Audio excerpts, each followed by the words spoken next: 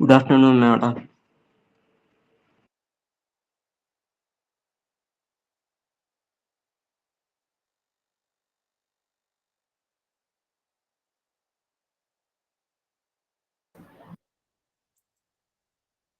Hello, good afternoon, all. Good afternoon, ma'am. Good afternoon, ma'am. Good afternoon, ma'am. Good afternoon, ma'am. Good afternoon, ma'am. Good afternoon. Afternoon, ma'am. Madam, സുഖമാണോ madam? എന്താ Binoy? Madam, സുഖമാണോ? സുഖാണ്. And what about you? എനിക്ക് സുഖമില്ല madam. വയ്യ, തലവേദന. പരീക്ഷയായിരുന്നു കാസർഗോഡ് വെച്ച്. ഇന്നലെ വന്നേ ഉള്ളൂ. അപ്പം 2 ദിവസം ഉറങ്ങിയില്ല. ശരി. എന്ത് ചെയ്തോണ്ടിരിക്കണേ? വേറെ എന്താ പഠിച്ചോണ്ടിരിക്കണേ? ഇവിടെ PSC ട്രൈ ചെയ്യുന്നുണ്ട് madam. അതിന്റെ പരീക്ഷയായിരുന്നു ശനിയാഴ്ച. അപ്പം വെള്ളിയാഴ്ച രാത്രി പോയത്. 2 ദിവസം ഉറക്കമില്ലായിരുന്നു. Okay. So let's start. നമുക്ക് തുടങ്ങാം. Good afternoon once again. Class തുടങ്ങുന്നതിന് മുമ്പ് വീണ്ടും 1-2 കാര്യങ്ങൾ പറയട്ടെ. നമ്മള് കഴിഞ്ഞ ദിവസങ്ങളിലൊക്കെ വീണ്ടും പറയുന്നതാണ്. ക്ലാസ്സിലെ നോട്ട്സ് സെൻഡ് ചെയ്യാനോ അല്ലെങ്കിൽ നോട്ട്സ് എഴുതിയെടുക്കാനോ ഡിസ്റ്റർബ് ചെയ്യാതെ നിങ്ങൾ എല്ലാവരും മ്യൂട്ട് ചെയ്ത് വെക്കണം കേട്ടോ. ടീച്ചേഴ്സ് വീണ്ടും 1-2 പേർക്ക് എന്തോ അസൗകര്യങ്ങൾ വരുന്നുണ്ട്. നിങ്ങൾക്ക് നോട്ട്സ് നമ്മൾ എക്സ്ട്രാ തരുന്ന നോട്ടൊക്കെ ക്ലാസ് ടൈമിൽ തന്നെയായിരിക്കും പ്രൊവൈഡ് ചെയ്യുന്നത്, ഇവിടെ ക്ലാസ്സിൽ തന്നെ. അപ്പൊ ടീച്ചേഴ്സിന് അത് തരാനുള്ളൊരു സാവകാശം അല്ലെങ്കിൽ അതിനുള്ളൊരു ടൈമിങ് നിങ്ങൾ കൊടുക്കണം. അപ്പൊ അവര് ഇത്രയെങ്കിലും ഒരു ഭാഗം എടുക്കണം. ഓരോ ദിവസവും നമ്മൾ ഇത്രയെങ്കിലും മനസ്സിൽ ആലോചിച്ചിട്ട് വരാം ഇത്രയെങ്കിലും ടോപ്പിക്സ് കവർ ചെയ്യണം എന്ന്. നമ്മൾ അങ്ങനെയാണ് അഡ്ജസ്റ്റ് ചെയ്ത് നിൽക്കുന്നതും. മാത്രമല്ല നിങ്ങളുടെ കോഴ്സ് കംപ്ലീറ്റ് ചെയ്യാൻ വേണ്ടിയിട്ട് ആ ഒരു രീതിയിൽ ആ ഒരു ഡ്യൂറേഷൻ ഞങ്ങൾ മനസ്സിൽ കണ്ടുകൊണ്ടാണ് ഓരോ ടോപ്പിക്സ് നമ്മൾ എടുക്കാൻ വേണ്ടി വരുന്ന ക്ലാസ്സിൽ. അപ്പൊ അത്രയും സമയം അവർക്ക് അത് ക്ലാസ് കൊടുക്കാൻ വേണ്ടിയിട്ട് നിങ്ങൾ കോപ്പറേറ്റ് ചെയ്യണം. കൂടാതെ ക്ലാസ്സിൽ നമ്മൾ എല്ലാവരും ഇങ്ങനെ മ്യൂട്ട് ചെയ്യാതെ വെച്ച് കഴിഞ്ഞിട്ടുണ്ടെങ്കിൽ അത് ഡിസ്റ്റർബ്ഡ് ആകും. അപ്പൊ പിന്നെ ഓരോരുത്തർ പറയും കഴിഞ്ഞത് കേട്ടില്ല, നേരത്തെ പറഞ്ഞത് കേട്ടില്ല, അവിടെ മ്യൂട്ട് ചെയ്ത് വെക്കുന്നതുകൊണ്ട് ഞങ്ങൾക്ക് മനസ്സിലായില്ല, ഒന്നുകൂടി പറയൂ. അപ്പൊ അങ്ങനെ ഒത്തിരി പ്രാവശ്യമൊക്കെ നമുക്ക് റിപ്പീറ്റ് ചെയ്ത് പറയുമ്പോൾ അവിടെ ടൈം പോകുകയാണ്. അപ്പൊ നമ്മൾ പ്രതീക്ഷിച്ച് വരുന്ന ടോപ്പിക്സ് നമുക്ക് തീരില്ല. ഓക്കെ, അപ്പൊ അത് ഇല്ലാതാക്കാനാണ് നിങ്ങളോട് വീണ്ടും പറയുന്നത്. നിങ്ങൾ എനിക്ക് തോന്നുന്നു ആഫ്റ്റർനൂൺ സെഷനിലുള്ള ആളുകളിൽ നിന്നാണ് കുറച്ച് കൂടുതൽ അങ്ങനെയുള്ള ഒരു ഡിസ്റ്റർബൻസ് ഉണ്ടെന്ന് കേട്ടേക്കുന്നത്. അപ്പൊ ടീച്ചേഴ്സിന്റെ കാര്യങ്ങളും ക്ലിയർ ചെയ്യണം, നിങ്ങളുടെ കാര്യങ്ങളും എനിക്ക് ക്ലിയർ ചെയ്യണം. അപ്പൊ രണ്ടുപേരുടെയും കാര്യങ്ങൾ ഭാഗത്ത് നിന്ന് സംസാരിക്കാനാണ് ഞാൻ ഇവിടെ ഉദ്ദേശിക്കുന്നത്. അപ്പൊ നിങ്ങൾക്ക് വേണ്ടി ഞാൻ നിങ്ങളോടും പറഞ്ഞിട്ട് എന്തെങ്കിലും കാര്യങ്ങൾ എക്സ്ട്രാ നിങ്ങൾക്ക് ഇൻഫോർമേഷൻസ് വേണമെങ്കിൽ ഞാൻ വരുമ്പോ എന്റെ അടുത്ത് ചോദിക്കാം. എല്ലാം കൂടി അവരുടെ അടുത്ത് ചോദിച്ച് അവരെ ഡിസ്റ്റർബ് ചെയ്തിട്ട് അവരെ എടുക്കുന്ന ടോപ്പിക്കിനെ സംബന്ധിക്കുന്ന സംശയങ്ങൾ നിങ്ങൾക്ക് അവരോട് തന്നെ ചോദിക്കാം. അത് നമുക്ക് തടസ്സമില്ല. പക്ഷെ ബാക്കി എക്സ്ട്രാ കാര്യങ്ങൾ വെറുതെ ചോദിച്ച് ബുദ്ധിമുട്ടേണ്ട ആവശ്യമില്ല, അവരെ ബുദ്ധിമുട്ടിപ്പിക്കേണ്ട ആവശ്യമില്ല. നിങ്ങൾക്ക് തന്നിരിക്കുന്ന നോട്ട്സ് എന്ന് പറയുന്നത് നിങ്ങളുടെ സിലബസിലെ 1 to 35 വരെയുള്ള ചാപ്റ്റേഴ്സ് നിങ്ങൾക്ക് സെൻഡ് ചെയ്ത് തന്നിട്ടുണ്ടെന്നാണ് എനിക്ക് അറിവ് കിട്ടിയിരിക്കുന്നത്. സോ അതാണ് നിങ്ങളുടെ നോട്ട്സ്. പിന്നെ എക്സ്ട്രാ എന്തെങ്കിലും എക്സ്പ്ലനേഷൻസ് ചിലപ്പോൾ ഒരു വേർഡ് ആകാം, അങ്ങനെ ചിലപ്പോൾ ഒരു ഫ്രേസ് ആകാം, അല്ലെങ്കിൽ എന്തെങ്കിലും ഒരു കാര്യത്തെ കുറിച്ചുള്ള ഒരു എക്സ്പ്ലനേഷൻ ആകാം. ഇങ്ങനെയുള്ള കാര്യങ്ങൾ teachers will be given in the class itself. അത് ക്ലാസ്സിൽ തന്നെയായിരിക്കും തരാം. അതിന് എക്സ്ട്രാ നോട്ട് നോക്കി ആരും ഇരിക്കേണ്ട കേട്ടാ. അപ്പൊ അങ്ങനെയൊക്കെ ഉണ്ടെങ്കിൽ അതൊക്കെ ഒന്ന് മനസ്സിലാക്കിയേക്കാം. നിങ്ങൾ ഇനിയും എക്സ്ട്രാ മറ്റേതിന്റെ നോട്ട് നമുക്ക് ടീച്ചർ തന്നില്ലല്ലോ അത് തന്നില്ലല്ലോ അങ്ങനെയൊന്നുമില്ല. ഇവിടെ നമ്മൾ ക്ലാസ്സിൽ തരുന്നുണ്ട്. എക്സ്ട്രാ എഴുതി വെക്കേണ്ട കാര്യങ്ങൾ നിങ്ങൾക്ക് എക്സ്പ്ലനേഷൻസ് ഇവിടെ തന്നെ തരുന്നുണ്ട്. അതല്ലാതെ പുറത്തുനിന്ന് ഒരു നോട്ട് നിങ്ങൾക്ക് തരില്ല. നിങ്ങൾക്ക് തന്നിരിക്കുന്ന നോട്ട് എന്ന് പറയുന്നത് നിങ്ങളുടെ പ്രിന്റഡ് നോട്ടാണ്. അതിലുള്ളതാണ് നമ്മൾ പഠിക്കേണ്ട ആവശ്യമുള്ളൂ. ഇനി ചില കാര്യങ്ങൾ ചിലപ്പോൾ നിങ്ങൾക്ക് ഒന്നുകൂടി ഒന്ന് മനസ്സിലാക്കിക്കോട്ടെ എന്ന് വെച്ച് ചിലപ്പോൾ ചില എക്സ്പ്ലനേഷൻസ് തരും. അതാണ് ഇവിടെ ക്ലാസ്സിൽ ഇരുന്ന് ടീച്ചേഴ്സ് പറഞ്ഞത്. അപ്പൊ ഡിസ്റ്റർബ് ചെയ്യാതിരിക്കാൻ പരമാവധി ശ്രമിക്കാട്ടോ. അത് ഇനിയും കേൾക്കരുത്. അപ്പൊ ഉച്ചയ്ക്ക് ശേഷമുള്ള ഈ ബാച്ചസിൽ നിന്നാണ് അങ്ങനെ കുറച്ച് ഡിസ്റ്റർബ്ഡ് ആകുന്നതെന്നാണ് പറഞ്ഞേക്കണേ. അപ്പൊ അതൊന്നും ഇല്ലാതിരിക്കാനായിട്ട് നോക്കുക, ശ്രദ്ധിക്കാം നിങ്ങൾ. ഓക്കെ മിസ് ഹലോ, പറയൂ.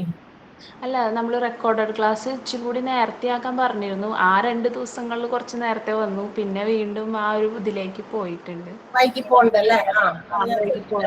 അപ്പൊ അതൊന്നും കൂടി ഞാൻ കഴിഞ്ഞ ദിവസം അത് പറഞ്ഞിരുന്നു. ഇവിടെ കുറച്ച് എന്താ പറയാ ഈ ടെക്നിക്കൽ ഇഷ്യൂസ് വരുന്നതിന് കാരണം ഈ റൂമുകൾ ഒന്ന് അറേഞ്ച് ചെയ്യാണ്. അവിടെ ഇലക്ട്രിസിറ്റി വർക്കുകളും മറ്റ് നെറ്റ് കണക്ഷൻസിന്റെ ഇഷ്യൂസ് ഒക്കെ നടക്കുന്നതുകൊണ്ട് അവിടെ കുറച്ച് ദിവസമായിട്ട് 2-3 ദിവസം കൊണ്ട് അത് ക്ലിയർ ആകും. അവിടെ കുറച്ച് വർക്ക് നടക്കണം, വർക്ക് ഇൻ പ്രോഗ്രസ് ആണ് അവിടെ. അതുകൊണ്ട് അത് കഴിയുമ്പോഴേക്കും എല്ലാം കറക്റ്റ് ആകും. അപ്പൊ ഞാൻ പറഞ്ഞിട്ടുണ്ട് അവിടെ അവരോട് ഒന്ന് കുറച്ചുകൂടി നേരത്തെ കൊടുക്കണമെന്ന്. അപ്പൊ അതുകൊണ്ടാണ് ഡിലേ വന്നേക്കണേ. അപ്പൊ നിങ്ങളൊന്ന് മനസ്സിൽ വെച്ചേക്കാം. ഇന്ന് വൈകിയെങ്കിൽ ഞാൻ ഒന്നുകൂടി ഇൻഫോം ചെയ്തേക്കാം. ഓക്കെ, നമുക്ക് ഇന്നത്തെ ക്ലാസ്സിലേക്ക് പോകാം. എല്ലാവരും മ്യൂട്ട് ചെയ്തിട്ടുണ്ടാകുന്നതാണ്. ഓക്കെ, മ്യൂട്ട് ചെയ്തിട്ടുണ്ടല്ലോ അല്ലേ?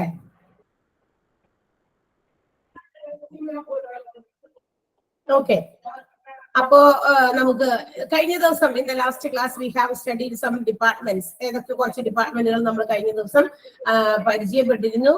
Which are the different departments in the last class we have studied? Surabhi ഒന്ന് പറയാമോ? പറയാം. ലാസ്റ്റ് ക്ലാസ്സിൽ നമ്മൾ ഏതൊക്കെ ഡിപ്പാർട്ട്മെന്റാ പറഞ്ഞേ? Endocrinology, geriatrics, diabetes. Last diabetes വരെയാണ് സ്റ്റോപ്പ് ചെയ്യുന്നത്. Geriatrics, endocrinology. General medicine പറഞ്ഞിരുന്നോ?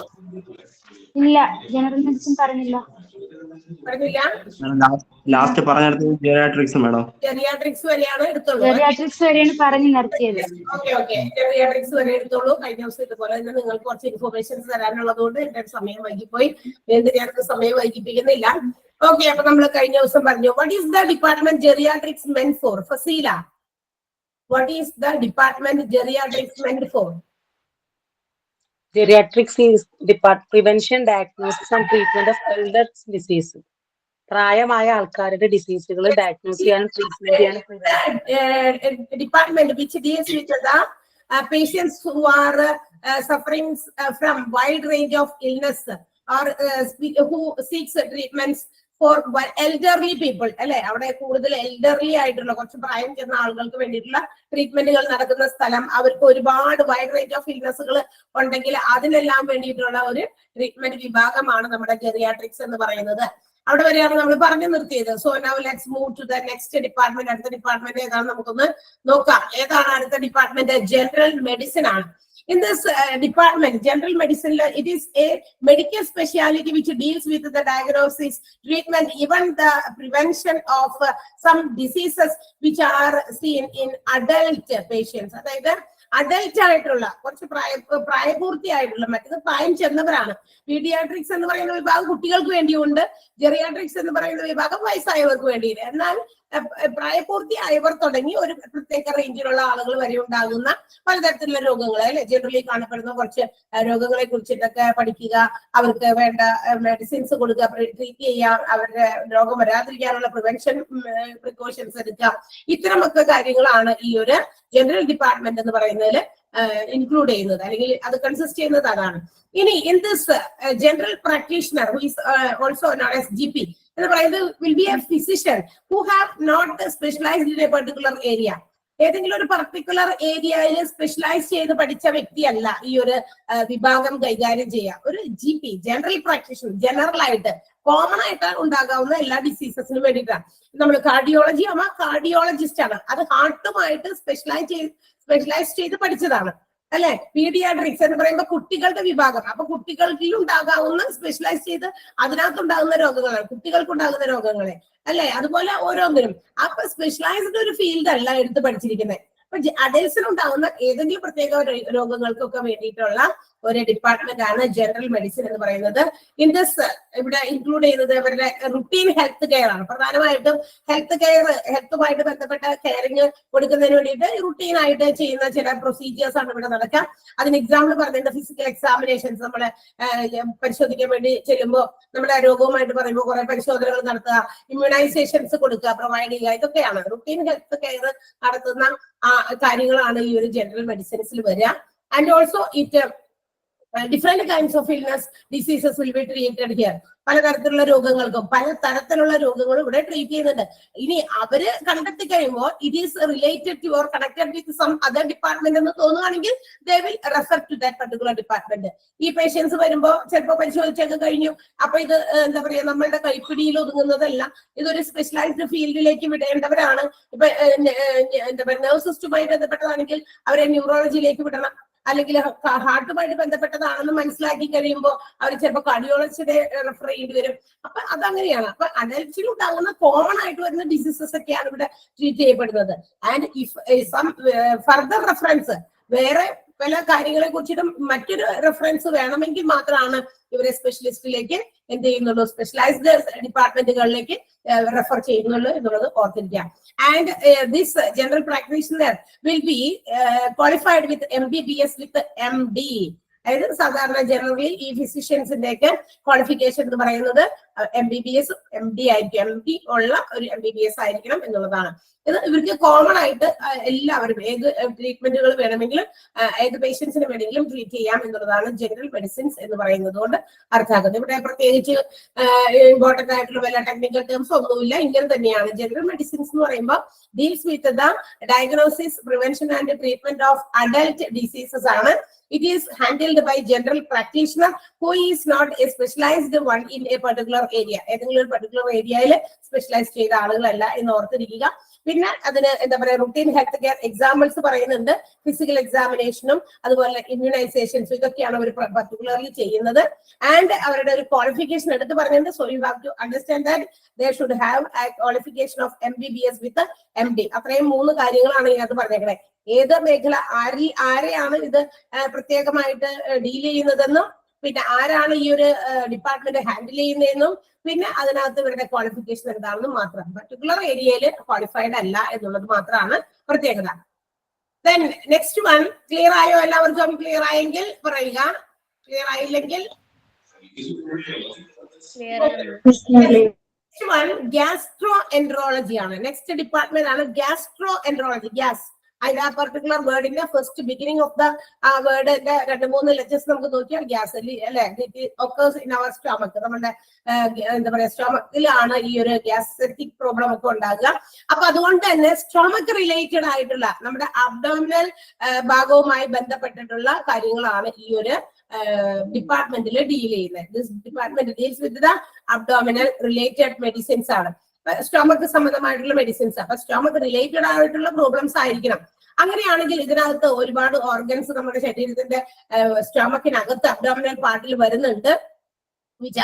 നമുക്ക് അതിനകത്ത് കൺസിസ്റ്റ് ചെയ്യുന്ന അല്ലെങ്കിൽ നമ്മുടെ സ്റ്റൊമക്കിൽ കൺസിസ്റ്റ് ചെയ്യുന്ന കുറച്ച് ഓർഗൻസ് അതിനെ എഫക്ട് ചെയ്യുന്ന പ്രോബ്ലംസ് ആണ്. അപ്പൊ ഓർഗൻസ് ഏതൊക്കെയാണ്? Oesophagus, stomach, small intestine, large intestine, liver, pancreas, gall bladder, colon and rectum എന്ന് പറയുന്ന ഈ ഭാഗങ്ങളൊക്കെ നമ്മുടെ ഈ വയറിനകത്ത് വരുന്നതാണ്.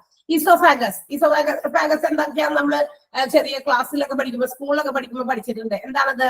ഇറ്റ്സ് എന്താ പറയാ, ഒരു നമ്മുടെ ഡൈജസ്റ്റീവ് സിസ്റ്റത്തിന്റെ ഒരു ഭാഗം തന്നെയാണ്. ഡൈജസ്റ്റീവ് സിസ്റ്റം അറിയാലോ, ഡൈജഷനെ സഹായിക്കുന്ന ആ ഒരു സിസ്റ്റം ഉണ്ട്. ഒരു പർട്ടിക്കുലർ രീതി കൂടിയാണ് നമ്മുടെ വായിലൂടെയാണ് നമ്മൾ ആഹാരം കഴിക്കുന്നത്. നമ്മൾ കുറച്ചൊക്കെ ച്യൂ ചെയ്ത് അതിനെ സ്മോൾ പാർട്ടിക്കിൾസ് ആയിട്ട് ബ്രേക്ക് ചെയ്തിട്ടാണ് നമ്മൾ എന്ത് ചെയ്യുക, താഴേക്ക് ഇറക്കി വിടുക. It will go through the throat and it will reach the stomach. ഇത് നമ്മുടെ സ്റ്റൊമക്കിലേക്ക് നേരിട്ട് എത്തണമല്ലോ, വേറെ എങ്ങും പോകാതെ. അപ്പൊ അങ്ങനെയാണെങ്കിൽ there should be A tube like ഒരു ഓർഗൻ ഉണ്ടായിരിക്കണം, ഒരു ട്യൂബ് പോലത്തെ. ആ ട്യൂബിൽ കൂടിയാണ്, അതിനെയാണ് നമ്മൾ എന്ത് വിളിക്കുക, ഈസോഫാഗസ് എന്ന് വിളിക്കുക. അപ്പൊ അതിൽ കൂടി ത്രോട്ടിൽ കൂടി നമ്മുടെ ഫുഡ് ക്യാരി ചെയ്ത് നമ്മുടെ സ്റ്റൊമക്കിലേക്ക് എത്തിക്കാനുള്ള ഒരു ട്യൂബാണ്, ഡൈജസ്റ്റീവ് സിസ്റ്റത്തിന്റെ ഒരു ഭാഗമാണ് എന്നുള്ള കാര്യം അറിഞ്ഞിരിക്കുക. അത്രയെങ്കിലും അറിഞ്ഞിരിക്കണം നമുക്ക് ഈസോഫാഗസ് എന്താണ്. ദെൻ അടുത്തത് എന്താണ്? ഈസോഫാഗസ്, പിന്നെ സ്റ്റൊമക്ക്, പിന്നെ എന്താ പറയാ നമ്മുടെ സ്മോൾ ഇൻറ്റസ്റ്റൈൻ, ലാർജ് ഇൻറ്റസ്റ്റൈൻ എല്ലാനും അതിനകത്ത് പെടുന്നതാണ്. ഇതിനകത്തൊക്കെ വരുന്ന എല്ലാ റിലേറ്റഡ് ആയിട്ടുള്ള പ്രോബ്ലംസും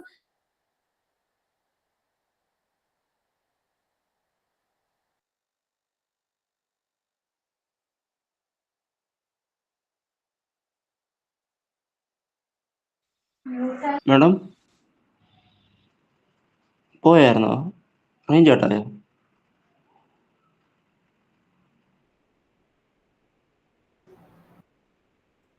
യെസ്, സ്റ്റൊമക്ക് റിലേറ്റഡ് ആയിട്ടുള്ള പ്രോബ്ലംസ് ഒക്കെ ഡീൽ ചെയ്യുന്ന ഒരു ഏരിയ ആണ് നമ്മളുടെ ഏതെന്ന് വിളിക്കുന്നത് ഗ്യാസ്ട്രോ എൻട്രോളജി എന്ന് പറയുക. അപ്പൊ ഇതിനകത്ത് വരുന്ന നമ്മുടെ ഈ ഇസോഫാഗസ്, സ്മോൾ ഇൻറ്റസ്റ്റൈൻ, ചെറുകുടൽ, വൻകുടൽ എന്നൊക്കെ പറഞ്ഞു കേട്ടിട്ടുണ്ടല്ലോ. അപ്പൊ ഇതിനകത്തൊക്കെ ഉണ്ടാകുന്ന ഒരുപാട് പ്രശ്നങ്ങൾ, ഒരുപാട് ബുദ്ധിമുട്ടുകൾ. ഇപ്പൊ നമ്മുടെ സ്റ്റൊമക്കില്, അതായത് ഡൈജസ്റ്റീവ് സിസ്റ്റത്തിൽ എന്തെങ്കിലും തരത്തിലുള്ള പ്രശ്നങ്ങളൊക്കെ ഉണ്ടായിക്കഴിഞ്ഞാൽ അത് നമ്മളുടെ മൊത്തം ബോഡിയിലേക്ക് പല രീതിയിലുള്ള കാര്യങ്ങളായിട്ട് അത് ബാധിക്കാനായിട്ട് സാധ്യതയുണ്ട് അല്ലെ. അപ്പൊ അത്തരം പ്രശ്നങ്ങളൊക്കെ ഒഴിവാക്കുക എന്നുള്ളത് ഈ ഒരു ഡിപ്പാർട്ട്മെന്റ് ആണ് ചെയ്യാം. ഇനി ഇതിനകത്ത് കുറെ വേർഡ്സ് ഒക്കെ വരുന്നുണ്ട്, അതൊക്കെ നമ്മൾ പറയാം. ഈ ലാർജ് ഇൻഡസ്റ്റൈൻ അതിനെ കോളൻ എന്നും പറയും കേട്ടോ. പിന്നെ ലിവർ പാൻക്രിയാസ് ഉണ്ട്. ഈ ലിവർ പാൻക്രിയാസ് എന്തിനു വേണ്ടിയിട്ടുള്ളതാ?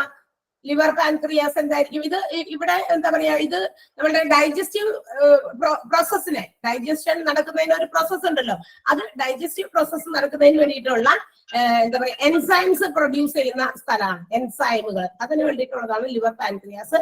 അപ്പൊ അത് പ്രൊഡ്യൂസ് ചെയ്യുമ്പോൾ അതിൽ നിന്നും ഉണ്ടാകുന്ന ആ ഒരു എൻസൈം ഉപയോഗിച്ചിട്ടാണ് നമ്മുടെ ഡൈജഷൻ പ്രോസസ്സ് കൃത്യമായ രീതിയിൽ നടക്കുക.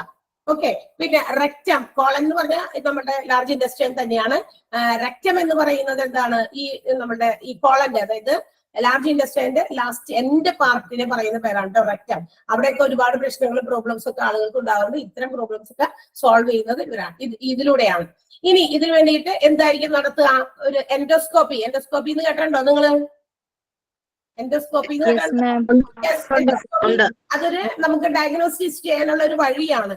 നമ്മുടെ എന്താ പറയാ വയറിനകത്ത് കാണുന്ന ഒരുപാട് പ്രശ്നങ്ങളൊക്കെ ഉണ്ടെങ്കിൽ നമുക്ക് ഇവിടെ പുറമേ നിന്ന് നോക്കിയാലൊന്നും കാണാൻ പറ്റില്ല അല്ലെ. സോ ഇറ്റ് ഷുഡ് ബി എന്താ പറയാ ഡയഗ്നോസിസ് അല്ലെ, ഡയഗ്നോസിസ് ചെയ്യേണ്ടി വരും നമുക്ക് ഉള്ളിലേക്ക് കടത്തി. അപ്പൊ വായിലൂടെ കടത്തിയിട്ട് ഒരു ട്യൂബിലായിട്ട് ഒരു സാധനമാണ് അതിന്റെ ഉള്ളില്. അതിന്റെ അറ്റത്ത് ഇപ്പൊ ഡോക്ടേഴ്സിനൊക്കെ നമ്മുടെ ഇന്നർ ഓർഗാൻസിൽ ഉണ്ടാകുന്ന കുറെ കാര്യങ്ങളൊക്കെ കണ്ടെത്താൻ വേണ്ടിയിട്ട് ചെറിയ എന്താ പറയാ ഒരു ക്യാമറ ഫിറ്റ് ചെയ്തിട്ടുള്ള ഒരു സാധനമാണ്. അപ്പൊ ഉള്ളിലേക്ക് കടത്തി വരുമ്പോൾ they can understand what is the problem related, എന്ത് പ്രശ്നമാണ് അതിന്റെ ഉള്ളിൽ ഉണ്ടാകുക എന്നുള്ളതൊക്കെ അവർക്ക് മനസ്സിലാക്കാനായിട്ട് സാധിക്കും. അപ്പൊ അതിന് വേണ്ടിയിട്ടുള്ളതാണ് നമ്മളുടെ എൻഡോസ്കോപ്പി. വയറിനകത്തുള്ള പ്രശ്നങ്ങൾക്ക് വേണ്ടിയിട്ടുള്ള ഡിപ്പാർട്ട്മെന്റ് ആണ്. അതിനുവേണ്ടി ചെയ്യുന്ന ഒരു ഡയഗ്നോസിസ് ട്രീറ്റ്മെന്റ് ആണ് endoscopy. And in this department special nurses are appointed or they have their duty. അവരെ ഇവിടെ ഈ സ്പെഷ്യൽ നഴ്സസിനെയാണ് ഇവിടെ അപ്പോയിന്റ് ചെയ്യുക അല്ലെങ്കിൽ പോസ്റ്റ് ചെയ്യപ്പെടുക. ഫോർവേഡ്. എന്താണ് സ്പെഷ്യൽ നഴ്സസ് എന്ന് പറയാൻ കാരണം? സാധാരണ നഴ്സസ് അല്ല, അതായത് അതെ ഈ ഇത്തരം ബോവൽ ഇൻവെസ്റ്റിഗേഷൻസ് ഒക്കെ നടത്താൻ വേണ്ടിയിട്ട് നമ്മുടെ വയറിനകത്ത് ഒരുപാട് കാര്യങ്ങളൊക്കെ ഉണ്ടെങ്കിൽ ഡോക്ടേഴ്സ് അവരോട് ഇത് കണ്ടുപിടിക്കാൻ പറയും. ആരോട്? ഈ സ്പെഷ്യൽ നഴ്സസിനോട്. അവരാണ് ഇൻവെസ്റ്റിഗേറ്റ് ചെയ്ത് ചെയ്യുന്നത്. അപ്പൊ ചിലപ്പോ ജനറൽ നഴ്സസിന് ഈ പറയുന്ന കാര്യങ്ങൾ ചിലപ്പോൾ അവർക്ക് കണ്ടെത്താൻ സാധിക്കില്ല. അപ്പൊ ഇത് റിലേറ്റഡ് ആയിട്ടുള്ള നഴ്സിംഗിൽ തന്നെ കുറച്ചും കൂടി ഈ ഒരു കാര്യത്തിന് കൂടുതൽ എംഫസിസ് കൊടുത്തുകൊണ്ട് പഠിച്ചവരുണ്ടായിരിക്കാം. അതുകൊണ്ടാണ് അങ്ങനെ സ്പെഷ്യൽ നഴ്സസ് എന്ന് പറയുന്നത്.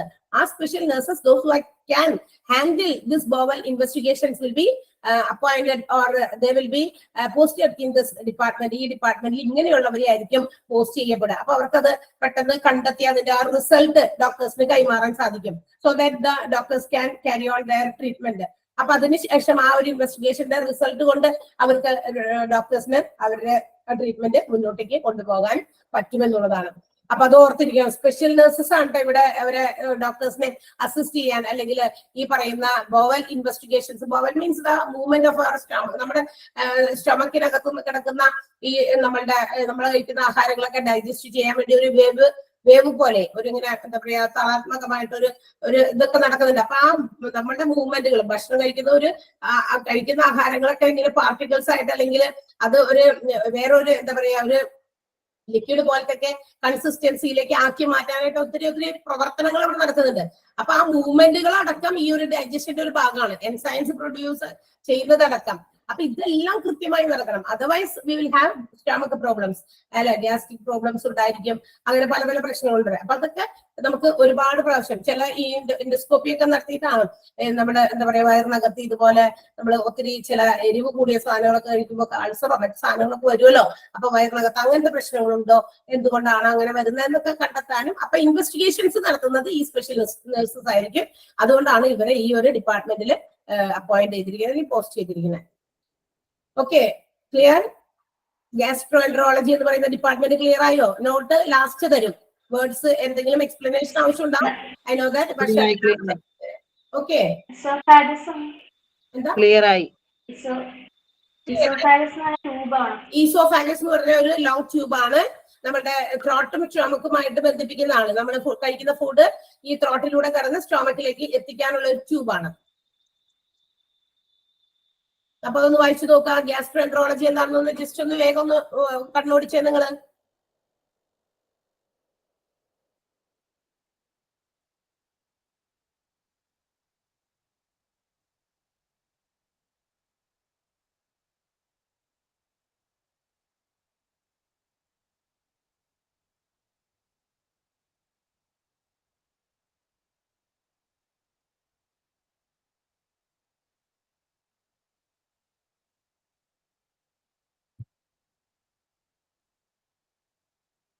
ട്രെയിനിങ്ങില് നമുക്ക് അടുത്ത ഡിപ്പാർട്ട്മെന്റിലേക്ക് പോകാം. Is it clear? Clear, ma'am. Yes. Okay. Next അപ്പൊ നോക്കാം. അപ്പൊ നമ്മള് അത് പറഞ്ഞു കഴിയുമ്പോൾ നിങ്ങൾ ജസ്റ്റ് ഒന്ന് അങ്ങോട്ട് കണ്ണുകൂടി ഓടിക്കുമ്പോൾ നിങ്ങൾക്ക് ക്ലിയർ ആകും എന്താണെന്ന്. ഓക്കെ, നെക്സ്റ്റ് വൺ ഹെപ്പറ്റോളജി ആണ് അല്ലെ. ഹെപ്പറ്റോളജി എന്ന് പറയുമ്പോൾ കുഞ്ഞൊരു ചെറിയ നോട്ടേ കൊടുത്തിട്ടുള്ളൂ. It's a super speciality which deals with the diagnosis and management of patients who suffer from the disorders of liver. നമ്മുടെ ലിവറുമായിട്ട്, കരളുമായി ബന്ധപ്പെട്ട ഒരുപാട് പ്രശ്നങ്ങൾ ഉണ്ടാകുന്ന കരൾ സംബന്ധമായിട്ടുള്ള രോഗങ്ങൾ, കരളിന്റെ ഡിസോർഡേഴ്സ് കൊണ്ടുണ്ടാകുന്ന പ്രശ്നങ്ങൾ, ഇവിടെ ഇതെല്ലാം ട്രീറ്റ് ചെയ്യുന്ന ഒരു ഡിപ്പാർട്ട്മെന്റ് ആണ് നമ്മളുടെ സൂപ്പർ സ്പെഷ്യാലിറ്റി ഡിപ്പാർട്ട്മെന്റ് ആണ് ഹെപ്പറ്റോളജി എന്ന് പറയുന്നത്. ഡിസോർഡേഴ്സ് ഓഫ് ലിവർ സംബന്ധമായിട്ട് ഒരുപാട് പ്രശ്നങ്ങൾ ഇന്ന് ആളുകൾക്ക് ഉണ്ട്. ഓരോ ദിവസം കൂടുതൽ ഈ പറഞ്ഞ ഓരോ ഡിപ്പാർട്ട്മെന്റുകൾ ഇങ്ങനെ കൂടുപോരാൻ മുളച്ചു പൊങ്ങുന്നുണ്ട്. ബിക്കോസ് നമ്മളുടെ ശരീരത്തിലെ ഡിഫറെന്റ് പാർട്സ് ഓഫ് ഓർഗൻസ് ഉണ്ട് അല്ലെ, ഒരുപാട് ഓർഗനുകൾ ഉണ്ട്.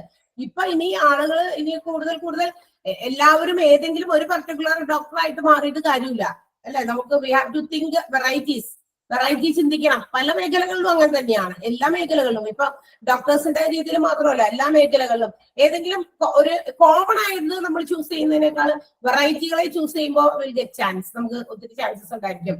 അപ്പൊ കോമൺ ആയിട്ടാകുമ്പോൾ കുറെ ആൾക്കാരുണ്ടല്ലോ ചവറ് പോലെ, അപ്പൊ പിന്നെ നമുക്ക് ഡിമാൻഡ് ഉണ്ടാവില്ല. പുതിയ ഓരോ ഓർഗൻസിന് വേണ്ടിയിട്ട് തന്നെ ഇപ്പൊ ഓരോ പുതിയ ട്രീറ്റ്മെന്റുകളൊക്കെ പ്രൊവൈഡ് ചെയ്യുന്നുണ്ട്. സോ അതുകൊണ്ട് ഇന്ന് ഒത്തിരി രോഗങ്ങൾ പല കാരണങ്ങൾ കൊണ്ടുണ്ടാകുന്നുണ്ട്. നമ്മുടെ ലൈഫ് സ്റ്റൈൽ തന്നെയാണ് അതിന് ഏറ്റവും പ്രധാനപ്പെട്ട കാരണം. ഒരു കോസ് എന്ന് പറയാം. നമ്മളുടെ കഴിക്കുന്ന ഫുഡ് ഹാബിറ്റ്സുകളും നമ്മൾ കഴിക്കുന്നത് തന്നെ ഏതൊക്കെ ഇറഗുലർ ആയിട്ട്, അത് ടൈമിങ്ങിലല്ല. പണ്ടൊക്കെ ആളുകൾ ആ ഒരു കൃത്യ സമയത്ത് എവിടെയെങ്കിലും ഒക്കെ ആണെങ്കിലും കൃത്യസമയത്തൊക്കെ ഭക്ഷണം കഴിക്കുക, അത് കഴിക്കുമ്പോൾ അത് ആവശ്യത്തിന് കഴിക്കുക, അധികമാകാതിരിക്കാൻ ശ്രദ്ധിക്കും, തീരെ കുറഞ്ഞു പോകാതിരിക്കാൻ ശ്രദ്ധിക്കും. പിന്നെ ഏതൊക്കെ ടൈമിൽ കഴിക്കണം. ചിലർ ഒരുപാട് ലേറ്റ് ആയിട്ട് ഹെവി ഫുഡൊക്കെ കഴിക്കും രാത്രിയിലൊക്കെ. അതൊക്കെ നമുക്ക് ഒത്തിരി ഹെൽത്ത് ഇഷ്യൂസ് ഒക്കെ ഉണ്ടാക്കും. അപ്പൊ അതുകൊണ്ട് തന്നെ ഇത് ഹെൽത്ത് ഇഷ്യൂസിന്റെ മേഖല തന്നെയാണ്. അതുകൊണ്ടാണല്ലോ നമ്മുടെ ഹോസ്പിറ്റൽ അഡ്മിനിസ്ട്രേഷൻ എന്ന് പറയുന്ന ഈ ഒരു കോഴ്സ് തന്നെ പഠിക്കാൻ കാരണം കൂടുതൽ ചാൻസസ് ഹോസ്പിറ്റൽ മേഖലയിലെ അല്ലെ. നമുക്ക് അറിയാം മെഡിക്കൽ ഇൻസ്റ്റിറ്റ്യൂഷൻസിൽ അല്ലെങ്കിൽ ഹെൽത്ത് കെയർ ഇൻസ്റ്റിറ്റ്യൂഷൻസിൽ ഒത്തിരി ഓപ്പർച്യൂണിറ്റീസ് ഒന്ന് പ്രൊവൈഡ് ചെയ്യുന്നുണ്ട്. അപ്പൊ അതുകൊണ്ട് തന്നെയാണ് ഈ ഒരു മേഖല ഇറ്റ് വിൽ ഗ്രോ. അതൊരിങ്ങനെ വലിയ ഇതായിട്ട് ഇങ്ങനെ ശാഖകളായിട്ട് ഇങ്ങനെ ഒത്തിരി വളർന്നുകൊണ്ടേയിരിക്കും. അത് താഴേക്ക് പോകില്ല ഇനി ഒരിക്കലും. അപ്പൊ അതിങ്ങനെ വളർന്നുകൊണ്ടിരിക്കുന്നതിന്റെ ഫലമായിട്ട് there are more opportunities. നമുക്ക് ഒത്തിരി സാധ്യതകളുണ്ട് ഈ ഒരു പർട്ടിക്കുലർ മേഖലയിൽ. ഇന്നിപ്പോ ആളുകൾ അത് പഠിച്ചു കഴിഞ്ഞു. അതുകൊണ്ട് തന്നെ എന്താ പറയാ, വലിയ മാർക്കൊന്നും ഇല്ലെങ്കിലും ചെറിയ മാർക്കാണെങ്കിലും എന്താ പറയാ, പഠിത്തത്തിലൊക്കെ നമ്മൾ ചെറിയ കുട്ടികളെ കൊണ്ട് +2 സയൻസ് ഒക്കെ നിർബന്ധമായിട്ട് പഠിപ്പിക്കും. അറ്റ്ലീസ്റ്റ് പാസ്സായാൽ മതി. അതർവൈസ് അപ്പൊ പാസ്സായി കഴിഞ്ഞാൽ നമുക്ക് അതിന്റെ അടുത്തുനിന്ന് പിന്നെ ഇത്തരം മേഖലകളിലേക്ക് നമുക്ക് മാറാലോ എന്നുള്ള ഒരു ഐഡിയ കൊണ്ടാണ്. Okay, yes. അപ്പോ ഹെപ്പറ്റോളജി അത്രേ ഉള്ളൂ. Speciality that deals with the diagnosis and management of the disorders of our ലിവറുമായി ബന്ധപ്പെട്ട ഡിസോർഡേഴ്സ് ആണ്. അത്തരം പേഷ്യൻസിന്റെ ഒരു ഡിപ്പാർട്ട്മെന്റ് ആണ് hepatology. Then next one is the gynaecology. എന്താണ് ഗൈനക്കോളജി? നമുക്കൊരു ഫെമിലിയർ ആയിട്ടുള്ള ഒരു വിഭാഗം തന്നെയാണ്. നമുക്കറിയാം, സ്ത്രീകളാകുമ്പോൾ കൂടുതലും എല്ലാവർക്കും അറിയാവുന്ന ഒരു ഡിപ്പാർട്ട്മെന്റ് തന്നെയാണ് ഗൈനക്കോളജി എന്ന് പറയുന്നത്. ഇതിനകത്ത് നമ്മള് പണ്ടൊക്കെ കേട്ടിരിക്കുന്നത് ഗൈനക്കോളജി എന്ന് കേൾക്കുമ്പോ എന്താണ് നമുക്ക് തോന്നാം, അതായത് എന്താ പറയാ, വിമൻ അവരുടെ എന്താ പറയാ കുട്ടിക്ക് ഡെലിവർ ചെയ്യാൻ വേണ്ടി അല്ലെങ്കിൽ ചൈൽഡ് ബർത്തിന് വേണ്ടിയിട്ട്, അല്ലെങ്കിൽ ആ ചൈൽഡ് രൂപപ്പെടുമ്പോൾ തന്നെ നമ്മൾ കാണിക്കാനും ഒക്കെ വേണ്ടിയിട്ട് പോകുന്ന ഒരു ഡിപ്പാർട്ട്മെന്റ് ഇത് മാത്രമായിരുന്നു നമ്മൾ കരുതിയിരുന്നത്. പക്ഷേ ഇന്ന് ഇവിടെയും വൈഡ് റേഞ്ച് ഓഫ് ട്രീറ്റ്മെന്റുകൾ വിമൻസിന് വേണ്ടിയിട്ടുണ്ട്. കാരണം വിമൻസ് ലൈഫ് എന്ന് പറയുന്നത് എങ്ങനെയാണ്, ഒരു each and every time it takes some unique changes. നമ്മുടെ ലൈഫ് സ്റ്റൈലിലും നമ്മളുടെ ശരീരത്തിലും ഫിസിക്കലായിട്ടുള്ള അപ്പിയറൻസിലും ഒത്തിരി ചേഞ്ചസ് വരുന്നതാണ്. ഈ സ്ത്രീകൾക്ക് എന്ന് പറയുമ്പോൾ ഒത്തിരി ചേഞ്ചസ് വരുന്നതാണ്, മാറ്റങ്ങൾ എപ്പോഴും ഉണ്ടായിക്കൊണ്ടിരിക്കുന്നതാണ്. സോ ഈ ഒരു മാറ്റങ്ങൾക്ക് ഏറ്റവും കൂടുതൽ അത് എന്താ പറയാ ഉടലെടുക്കുന്നത്, അല്ലെങ്കിൽ ഏറ്റവും കൂടുതലായിട്ട് സോഴ്സ് അല്ലെങ്കിൽ ആരംഭിക്കുന്നത്, സ്റ്റാർട്ട് ചെയ്യുന്നത് അവർ മെനാക് പീരീഡിലാണ് അല്ലെ, നമ്മുടെ ആർത്തവ കാലഘട്ടത്തിലാണ്, അത് തുടങ്ങുന്ന സമയത്താണ്. അതിനുശേഷമാണ് ഈ പെൺകുട്ടികളിലൊക്കെ ഒരുപാട് മാറ്റങ്ങൾ അവരുടെ ഫിസിക്കലി അപ്പിയറൻസിലൊക്കെ മാറ്റങ്ങൾ വരുന്നത്. അപ്പൊ മെനാർക്ക് പീരീഡും പിന്നെ അതിനുശേഷം conception, that means the sperm fertilisation of egg, അതായത് സ്റ്റാർട്ടിങ് നമുക്ക് പ്രഗ്നന്റ് ആകാനുള്ള ആ ഒരു സമയം, ആ എഗ് രൂപപ്പെടുന്ന സമയമൊക്കെയാണ്. പിന്നെ പ്രഗ്നൻസി പീരീഡ്, ചൈൽഡ് ബർത്ത്, മെനോപോസും അതെ. മെനോപോസ് എന്താ, ആർത്തവ വിരാമമാണ്. അപ്പൊ ഇത്തരം റിലേറ്റഡ് ആയിട്ടുള്ള വിമൻസിന്റെ എല്ലാ പ്രശ്നങ്ങൾക്കും ഇന്ന് എന്തുണ്ട്, ഗൈനക്കോളജി എന്ന് പറയുന്ന ഡിപ്പാർട്ട്മെന്റ് ഉണ്ട്. പണ്ടെന്ന് പറഞ്ഞാൽ കൊച്ചുകുട്ടികളെ പെൺകുട്ടികളൊക്കെ നമുക്ക് ചെറുതായിരിക്കുമ്പോ ഗൈനക്കോളജിയിലൊക്കെ കൊണ്ടുപോയി കാണിക്കാന്ന് പറയുമ്പോൾ നമ്മൾ വിചാരിക്കും എല്ലാം ഗൈനക്കോളജിയിൽ പോയി കാണിക്കുന്നതൊക്കെ കുട്ടികളുണ്ടാക്കാൻ വേണ്ടിയിട്ടാണ്, അല്ലെങ്കിൽ കുട്ടികളെ എന്താ പറയാ പ്രസവവുമായി ബന്ധപ്പെട്ട കാര്യത്തിനാണ് കൊണ്ടുപോകുന്നതെന്നാണ്. അപ്പൊ അത് കല്യാണമൊക്കെ കഴിക്കാത്ത കുട്ടികളെയൊക്കെ കൊണ്ടുപോകുമ്പോൾ അതൊക്കെ ഭയങ്കര ഒരു ഇതായിട്ടാണ് കണക്കാക്കുക അല്ലെ. പക്ഷെ ഇന്ന് അതിലേക്കൊക്കെ എത്തുന്നതിന് മുമ്പ് we have to treat some diseases which may affect our reproductive system. ഇന്ന് നേരത്തെ കൂട്ടി അറിഞ്ഞ് മനസ്സിലാക്കി നമ്മളുടെ ഈ പറയുന്ന അസുഖങ്ങൾ കൊണ്ട്, ഇത്തരം ഇറഗുലാരിറ്റി കൊണ്ട്, ഇപ്പം മെനാർക്ക് നമ്മളുടെ ആർത്തവം കൃത്യമായിട്ട് വന്നു കഴിഞ്ഞ് ആ സമയത്ത് അത് റെഗുലർ ആയിട്ട് അതാത് ഡ്യൂറേഷനിൽ ഓരോ മന്തിലും കൃത്യമായി ആ സമയങ്ങളിൽ വരികയാണെങ്കിൽ ഓക്കെയാണ്, ഹെൽത്ത് പ്രോബ്ലംസ് ഒന്നുമില്ല, ആ കുട്ടി വളരെ നല്ല രീതിയിൽ എന്താ പറയാ ഹെൽത്തി ആണ് എന്ന് നമുക്ക് മനസ്സിലാക്കാൻ സാധിക്കും. ചില കുട്ടികളിൽ ഇത് തുടങ്ങിയിട്ട് ചിലപ്പോ ആദ്യത്തെ 15 ദിവസം കഴിഞ്ഞു നിന്നു, വീണ്ടും അടുത്ത 15, അതായത് ട്വൈസ് ഇൻ എ മന്ത് ഒക്കെ ചില കുട്ടികൾക്ക് വരുന്നുണ്ട്. ചിലർക്ക് ഒരു മാസത്തിൽ വന്നു, അത് കഴിഞ്ഞ് പിന്നെ 2-3 മാസമൊക്കെ കഴിഞ്ഞിട്ട് രക്ഷപ്പെട്ടു, 3 മാസം കഴിഞ്ഞ് ഇനി നോക്കിയിരുന്നാൽ മതി. അങ്ങനെയല്ല, അതൊക്കെ ഇറഗുലർ ആണ്. അത് may directly or indirectly it may affect our reproductive system. ഇതൊക്കെ നമ്മുടെ പിന്നീട് കുട്ടികളൊക്കെ വലുതായി വിവാഹമൊക്കെ കഴിച്ചു വിട്ട് അവര് എന്താ പറയാ കുട്ടികളാകുന്നതിനൊക്കെ ഒരു ചിലപ്പോ സമയത്തൊക്കെ പല പ്രശ്നങ്ങളും അവർ ഫേസ് ചെയ്യേണ്ടി വരും. അപ്പൊ whenever you are finding such difficulties in our children, നമ്മുടെ കുട്ടികളിൽ ഇത്തരം പ്രശ്നങ്ങളൊക്കെ ഉണ്ടെന്ന് നമുക്ക് നേരിട്ട് കണ്ടെത്തി ബോധ്യപ്പെട്ടാൽ you may have take some treatment. ഇതിനൊക്കെ ചില ട്രീറ്റ്മെന്റുകളൊക്കെ കൊടുക്കുന്നത് നല്ലതാണ്. അപ്പൊ ആ ഇറഗുലാരിറ്റിനൊക്കെ അപ്പോഴേ തന്നെ നമ്മൾ എന്ത് ചെയ്യണം, റെഗുലർ ആക്കി മെയിൻറ്റെയിൻ ചെയ്യാനായിട്ട് ശ്രമിക്കണം. അല്ലെങ്കിൽ ഇത്തരം പ്രശ്നങ്ങൾ ഉണ്ടാകും. അപ്പൊ ഒത്തിരി പ്രശ്നങ്ങൾ അതുകൊണ്ട് ഉണ്ടാകുന്നുണ്ട്, റിപ്രൊഡക്റ്റീവ് സിസ്റ്റത്തെ ബാധിക്കുന്ന. അപ്പൊ അത് ഡയറക്റ്റ് ആകാം, ഇൻഡയറക്റ്റ് ആകാം, ചിലപ്പോൾ നേരിട്ട് അതിന്റെ തന്നെ പ്രശ്നങ്ങൾ കൊണ്ടാകാം. അപ്പൊ these changes which occurs in women, അത് എന്താ പറയാ സ്വാഭാവികമായിട്ട് വരുന്നതാണ് ഈ മാറ്റങ്ങൾ. മെനാർക്ക് എന്ന് പറയുന്ന പീരീഡ് തുടങ്ങി പിന്നെ പെൺകുട്ടികളിൽ ശാരീരികപരമായിട്ടുള്ള മാറ്റങ്ങൾ കണ്ടു തുടങ്ങും, നമുക്ക് പ്രകടമായി കണ്ടു തുടങ്ങും അല്ലെ. അപ്പൊ ഇതൊക്കെ മാറ്റങ്ങൾക്ക് വിധേയമാണ് സ്ത്രീകളുടെ ശരീരം. അത് അങ്ങനെയാണ് നമ്മളെ എന്ത് ചെയ്താൽ നമ്മളെ ഇങ്ങനെ സിസ്റ്റമായിട്ട് ഇങ്ങനെ ഒരു സിസ്റ്റമാറ്റിക് മാനറിൽ നമ്മളെ ഉണ്ടാക്കി വെച്ചിരിക്കുന്നത് അങ്ങനെയാണ് സ്ത്രീകളെ. അപ്പൊ അത്തരം കാര്യങ്ങൾക്ക് വേണ്ടിയിട്ടുള്ള ഒരു ഡിപ്പാർട്ട്മെന്റ് ആണ് ഗൈനക്കോളജി എന്ന് പറയുന്നത്. അപ്പൊ നമ്മൾ വിചാരിക്കരുത് പ്രസവത്തിന് വേണ്ടി മാത്രം ഗൈനക്കോളജിയിലെ കാണാൻ പോയി, അയ്യോ കൊച്ചു സുഖിലാണ്ടായിരിക്കുകയാണോ എന്നൊക്കെ നമ്മൾ അതിനുവേണ്ടി മാത്രമല്ല ഗൈനക്കോളജിയിൽ പോകുക എന്നുള്ള കാര്യം ഇപ്പൊ നമ്മൾ ഇനി അറിഞ്ഞിരിക്കണം. മെനാർക്ക് പീരീഡിൽ തുടങ്ങി children those are facing some difficulties in this areas, ഇത്തരം കാര്യങ്ങൾ കൊണ്ട് മെനാർക്ക് പീരീഡിൽ ഉണ്ടാകുന്ന ബുദ്ധിമുട്ടുകൾ, അതിന്റെ ഫലമായിട്ട് ഇപ്പൊ ഒത്തിരി എന്താ പറയാ അത്തരം ഏരിയാസിൽ ഉണ്ടാകുന്ന ഇൻഫെക്ഷൻസ്, ഇതിനൊക്കെ ഇന്ന് ഗൈനക്കോളജിയിലാണ് ആളുകൾ കൊണ്ടുപോയി കാണിക്കുക. അപ്പൊ അത് മാത്രമല്ല, നമ്മൾ അങ്ങനെ തെറ്റിദ്ധരിക്കേണ്ട. അതിനുശേഷം പിന്നെ ചൈൽഡ് ബർത്ത്, കുട്ടി ഉണ്ടാകുന്നത്, അതിന് ബർത്ത്, പിന്നെ അതിനുശേഷം ഉണ്ടാകുന്ന കുറെ കാര്യങ്ങളൊക്കെ ഈ ഇതിന്റെ ഒരു സബ് ബ്രാഞ്ച് ആയിട്ടുള്ള ഒരു ഡിപ്പാർട്ട്മെന്റിൽ വരുന്നുണ്ട്. ആ ബ്രാഞ്ചസ് നമ്മൾ ഇനി പറയും എന്താണ് അതിന്റെ branches. Speciality branches which is connected with gynaecology department is gynaecology, obstetrics and infertility. അതും ഇതിന്റെ ഒരു ഭാഗമായിട്ട് ഒരു ബ്രാഞ്ച് ആയിട്ട് വരുന്നുണ്ട്. നമ്മൾ ഈ പറയുന്ന പോലെ ഡെലിവറിയും അത് മറ്റു കാര്യങ്ങളും കുട്ടികൾ ഉണ്ടാകുന്നത് തുടങ്ങി ഫസ്റ്റ് സ്റ്റേജ് തുടങ്ങി നമ്മൾ ഇന്ന് പോകുമല്ലോ. അറിഞ്ഞു കഴിഞ്ഞാൽ അപ്പൊ തന്നെ the very next day we will reach the hospital for to consult a gynecologist. നമുക്ക് ഈ കുട്ടി ഉണ്ടാകുന്നു എന്നുള്ളത് നമുക്ക് ബോധ്യപ്പെട്ട് കഴിയുമ്പോൾ പിറ്റേ ദിവസം തന്നെ നമ്മൾ പോകും അല്ലെ. ഇപ്പൊ ഒത്തിരി കാര്യങ്ങളുണ്ട്, നമുക്ക് വീട്ടിൽ തന്നെ ഉണ്ടോ പോസിറ്റീവോ നെഗറ്റീവോ എന്ന് മനസ്സിലാക്കാനുള്ള ഒത്തിരി സോഴ്സസ് ഉണ്ട്. സോ അതൊക്കെ കണ്ട് നമ്മൾ ഇവാലുവേറ്റ് ചെയ്ത് കഴിഞ്ഞ് കഴിയുമ്പോൾ നമുക്ക് മനസ്സിലായി കഴിഞ്ഞാൽ വിൽ ഗോ അല്ലെ, നമ്മൾ അത് ചെക്ക് ചെയ്യാൻ വേണ്ടി പോകും. അപ്പൊ അത് തുടങ്ങി അങ്ങോട്ട് പിന്നെ മിക്കവാറും എല്ലാ മാസവും നമ്മൾ ഇങ്ങനെ മാസം നമ്മളോട് വരാൻ പറയും. അടുത്തടുത്തൊക്കെ വരുമ്പോഴേക്കും ട്വൈസ് ഇൻ എ മന്ത് ആകും. പിന്നെ അത് എന്താ പറയാ 1/4 ഓഫ് ദ മന്ത് തുടങ്ങി നമ്മൾ ചെല്ലാൻ പറയും. അങ്ങനെയൊക്കെ ആ ഒരു പീരീഡ് അനുസരിച്ച് ഡോക്ടേഴ്സ് നമ്മളോട് പറഞ്ഞു കൊടുക്കും അല്ലെ. അതിനുവേണ്ടി മാത്രമല്ല ഇന്നിപ്പോ ഗൈനക്കോളജി ഡിപ്പാർട്ട്മെന്റ് നമ്മൾ കൺസൾട്ട് ചെയ്യുന്നത് എന്ന് ഓർക്കാം. Gynaecology, obstetrics and infertility. അപ്പൊ എന്താണ് ഒബ്സ്റ്റെട്രിക്സ്? ഒബ്സ്റ്റെട്രിക്സ് എന്ന് പറഞ്ഞു കഴിഞ്ഞാൽ child birth, during the child birth, before the child birth and also after the child birth. അതിനും എല്ലാത്തിനും കൂടി വേണ്ടിയിട്ടുള്ള സർജിക്കൽ ട്രീറ്റ്മെന്റുകളോ മറ്റെന്തെങ്കിലും ട്രീറ്റ്മെന്റുകളൊക്കെ പ്രൊവൈഡ് ചെയ്യാൻ വേണ്ടിയിട്ടുള്ള ഒരു ഡിപ്പാർട്ട്മെന്റ് ആണ് ഇതിന്റെ സബ് ബ്രാഞ്ച് ആയിട്ടുള്ള ഒബ്സ്റ്റെട്രിക്സ് എന്ന് പറയുന്നത്. അതായത് പണ്ടൊക്കെ എന്ന് പറഞ്ഞു കഴിഞ്ഞാൽ നമ്മള് പ്രസവമൊക്കെ കഴിഞ്ഞ് കഴിഞ്ഞാൽ സ്ത്രീകള് ഒന്ന് രണ്ട് ദിവസമൊക്കെ നമ്മൾക്ക് അവിടെ നോക്കും അല്ലെ, കുട്ടിയൊക്കെ ഓക്കെ ആണോ, അമ്മയും ഓക്കെ ആണോ എന്നൊക്കെ നോക്കിയതിന് ശേഷം എന്താണ് നമ്മുടെ വീട്ടിലേക്ക് ഡിസ്ചാർജ് ചെയ്ത് വിടും. നമ്മുടെ വീട്ടിൽ പോയിട്ട് പിന്നെ വീട്ടിലുള്ള നമ്മുടെ അമ്മയുടെ അമ്മയോ ഒക്കെ അമ്മൂമ്മമാരൊക്കെയാണ് മിക്കവാറും, അമ്മയായിരിക്കില്ല, അമ്മൂമ്മമാര് അവര് ഹാൻഡിൽ ഇറ്റ് പ്രോപ്പർലി, അവർക്ക് മര്യാദയ്ക്ക് അതൊക്കെ ഹാൻഡിൽ ചെയ്യാൻ പറ്റും. കുട്ടിയെയും അമ്മയൊക്കെ കുളിപ്പിക്കുന്നത് ചിലപ്പോൾ ഡയറക്റ്റിങ്ങും ചെയ്ത് കൊടുക്കും, ഇങ്ങനെ ചെയ്യുക അങ്ങനെ ചെയ്യും, കുട്ടിയൊക്കെ ഇങ്ങനെ ചെയ്യിക്കണം, അല്ലെ കുട്ടികളുടെ മൂക്ക് കണ്ണൊക്കെ കൃത്യമായിട്ട് നല്ല രീതിയിൽ വരാൻ വേണ്ടിയിട്ട് അത് അതിനൊക്കെ അപ്പിയറൻസിൽ മാറ്റങ്ങളൊന്നും വരാതിരിക്കാൻ വേണ്ടി ഓരോരോ അത് ചെറുതിൽ ഇത്ര ദിവസത്തിനുള്ളിലൊക്കെ അതൊക്കെ ചെയ്യണമെന്നൊക്കെ ഉണ്ടല്ലോ. അപ്പൊ അത്തരം ട്രീറ്റ്മെന്റുകൾ. പിന്നെ അമ്മയ്ക്കാണെങ്കിൽ ജനിപ്പിച്ച അമ്മയ്ക്കും കൊടുക്കേണ്ട കുറെ ട്രീറ്റ്മെന്റ് ഒക്കെ ഉണ്ട്. നല്ല ചൂടുവെള്ളത്തിൽ കുളിപ്പിക്കണം, എന്താ പറയാ മഞ്ഞളോ എണ്ണയോ ഒക്കെ ഇട്ടിട്ടൊക്കെ കുളിപ്പിക്കുക. അപ്പൊ നമ്മളുടെ ആ ഒരു നേരത്തെ ഉണ്ടായിരുന്ന സ്വാഭാവികമായിട്ടുള്ള നമ്മളുടെ ആ ഒരു എന്താ പറയാ അപ്പിയറൻസിനെ അങ്ങനെ തന്നെ ആക്കാനും ബോഡി അതുപോലെ സ്ട്രക്ചറിലൊക്കെ മാറ്റങ്ങൾ ഉണ്ടാകാതിരിക്കാനും, ഇപ്പൊ വയറൊക്കെ കുറെ ചാടി ഷേപ്പ്ലെസ് ഒക്കെ ആയി പോകാതിരിക്കാനൊക്കെ ഒത്തിരി പിഴിച്ചിലൊക്കെ കൊടുക്കുന്നുണ്ട്. കൂടാതെ അതിന്റെ കൂടെ ലേഹ്യവും മറ്റു കാര്യങ്ങളൊക്കെ കഷായോ അരിഷ്ടമൊക്കെ കൊടുക്കുമല്ലോ.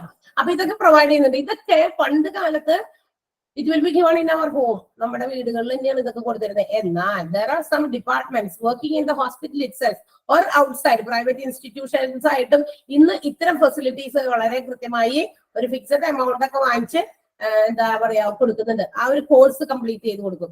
അതൊരു കോഴ്സ് ആണല്ലോ ഇത്, ഇത്ര ദിവസമാണത്. അമ്മയ്ക്കും കുട്ടിക്കും ഇത്ര ദിവസം കൃത്യമായിട്ട് അത് ചെയ്യണം. അത് കഴിഞ്ഞ് പിന്നെ ചെയ്തേണ്ട ആവശ്യമില്ല അല്ലെ, ഇത്ര ദിവസം വരെ 28 അങ്ങനെയൊക്കെ ഉണ്ട്. അപ്പൊ അത്രയും ദിവസം വരെയാണ് ഇത് പ്രൊവൈഡ് ചെയ്യുക. അപ്പൊ അത് വരെ അത് കൃത്യമായിട്ട് ഒറ്റ ദിവസം മുടങ്ങാതെ കൃത്യമായിട്ട് കൊടുക്കണം. കാലത്തെ വേണ്ടി കുറെ നിർഗലൊക്കെ കുറെ എണ്ണയൊക്കെ തേപ്പിച്ചിട്ട് എന്താ പറയാ ഇങ്ങനെയൊക്കെ എത്ര നേരമൊക്കെ വെളിച്ചെണ്ണ ഇട്ട് ഇടണം, ഇരിക്കണം, പിന്നെ എന്താ പറയാ അങ്ങനെയൊക്കെ ഉള്ള കാര്യങ്ങളൊക്കെ ഉണ്ട്. അതൊരു ആ ഒരു പർട്ടിക്കുലർ ഡ്യൂറേഷനിൽ മാത്രമേ ചെയ്തത് കൊണ്ട് അതിന് ഫലമുള്ളൂ എന്ന് മനസ്സിലാക്കും. അപ്പൊ ഈ പറയുന്ന 10, 20, 25, 28 ദിവസം ഉള്ള treatment will be provided under obstetrics. ഇവിടെയാണ് ഇപ്പൊ ഇന്നത് കൊടുക്കുക. ഒരു ഫിക്സഡ് എമൗണ്ട് അതിന് വേണ്ടി കൊടുത്താൽ മതി. അപ്പൊ ഡിസ്ചാർജ് ചെയ്ത അമ്മയും കുഞ്ഞിയും നേരെ ഈ ഒബ്സ്റ്റെട്രിക്സ് വിഭാഗത്തിലേക്ക് കൊണ്ടുപോയാൽ മതി വേണമെങ്കിൽ. അവിടെ ഈ പറയുന്ന ട്രീറ്റ്മെന്റുകളൊക്കെ നമുക്ക് കാണാം. ഇപ്പൊ നമ്മളെ അല്ലെങ്കിൽ ഭയങ്കര സെലിബ്രിറ്റീസ് ആയിട്ടുള്ള ആളുകളൊക്കെ ഇന്നും അവരുടെ യങ് ആയിട്ടുള്ള ലുക്ക് അവർ കീപ്പ് ചെയ്യുന്നത് കുറെയൊക്കെ ഇത്തരം ചില സർജറിക്കൽ ട്രീറ്റ്മെന്റുകളും ഉണ്ട് കേട്ടോ ഇതിനു വേണ്ടിയിട്ട്. നമ്മളുടെ ഷേപ്പ്ലെസ് ആയിട്ടുള്ള ബോഡി വീണ്ടും ആ രീതിയിലേക്ക് തന്നെ പണ്ടത്തെ ആ ഒരു രീതിയിലേക്ക് സ്ട്രക്ചറിലേക്ക് കൊണ്ടുവരാൻ ചില ആളുകൾ കാശുണ്ടെങ്കിൽ അങ്ങനെയൊക്കെ ചെയ്യാലോ. അപ്പൊ ഇത്തരം കാര്യങ്ങളൊക്കെ ഇന്ന് പ്രൊവൈഡ് ചെയ്യുന്നുണ്ട് പല ഡിപ്പാർട്ട്മെന്റ് ഹോസ്പിറ്റൽസിലും. അതെന്ന് വെച്ചാൽ അവർക്ക് ഇൻകം ഉണ്ടാകാനുള്ള മറ്റൊരു മാർഗം. അത്രയുള്ള കാര്യം. അപ്പോ പിന്നെ തന്നെയല്ല നമ്മൾ എപ്പോഴും ഗുഡ് ലുക്കിംഗ് ആയിട്ട് ഇരിക്കുക എന്നുള്ളത് എല്ലാവരും ആഗ്രഹിക്കുന്നതുമാണല്ലോ. സോ ഫോർ ദാറ്റ് പർപ്പസ് ഈ ഒരു ഡിപ്പാർട്ട്മെന്റ് ഇന്ന് കുറച്ച് കൂടുതലായിട്ട് വന്നിട്ടുണ്ട്. Then infertility. എന്താ ഇൻഫെർട്ടിലിറ്റി എന്ന് പറഞ്ഞാൽ വന്ധ്യത അല്ലെ, മക്കളില്ലാതിരിക്കുന്ന അവസ്ഥ, കുട്ടികൾ ഉണ്ടാകാത്ത അവസ്ഥ. സോ അത് ഇവിടെ കണക്റ്റഡ് ആണ്. ഇത് നേരത്തെ പറഞ്ഞ കാര്യത്തില് നമ്മുടെ മെനാർക്ക് കൃത്യമായിട്ടൊക്കെ അത് വന്ന് അതിന്റെ ഇൻഫെർട്ടിലിറ്റി മീനിങ് എന്താണ് മാഡം? വന്ധ്യത കുട്ടികളില്ലാത്ത അവസ്ഥ, വന്ധ്യത. ഓക്കെ.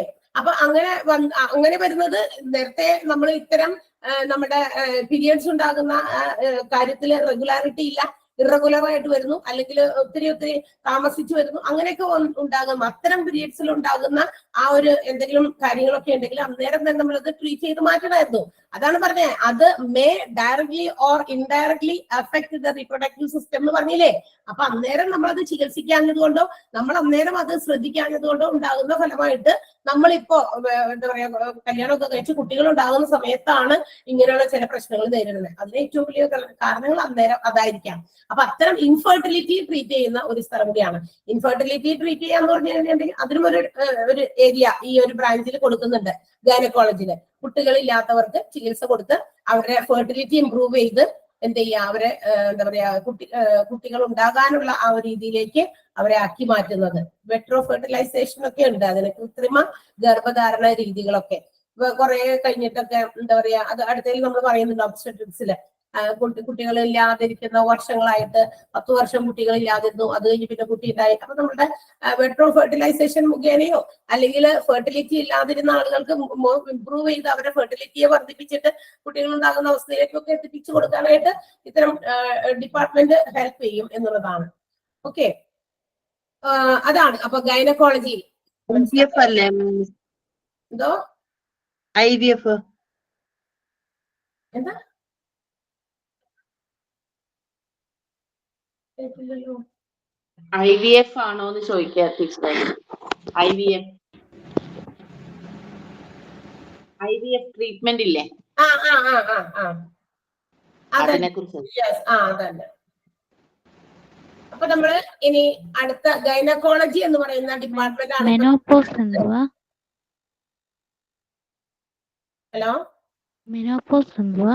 മെനോപോസ് ആർത്തവ വിരാമം. തീർന്നു പോയില്ലേ? നമ്മുടെ പീരീഡ്സ് നിന്ന് പോകുന്ന ഒരു ഏജ് കഴിയുമ്പോൾ നമുക്കത് പിന്നെ ഇല്ലല്ലോ.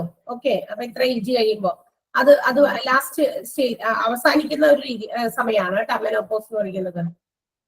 യെസ്, നെക്സ്റ്റ് വൺ എന്താണ്? ഒബ്സ്റ്റട്രിക്സ് ആണ്. അടുത്ത 2 കൂടി എടുത്തിട്ടാണ് എനിക്ക് നോട്ട് തരാൻ പറ്റുള്ളൂ, ഓർക്കണേ. അപ്പൊ അത് അത്ര വരെ മനസ്സിലായില്ലല്ലോ. ഗൈനക്കോളജി എന്താന്ന് മനസ്സിലായില്ലേ? ഇത്രയും കാര്യങ്ങളാണ് നമ്മുടെ menarche, menopause, conception, pregnancy, child birth, menopause related ആയിട്ടുള്ള എല്ലാ കാര്യങ്ങളും ഒക്കെ ഇവിടെയാണ് ഗൈനക്കോളജി എന്ന ഡിപ്പാർട്ട്മെന്റിലാണ് നമ്മൾ ട്രീറ്റ് ചെയ്യുന്നത്.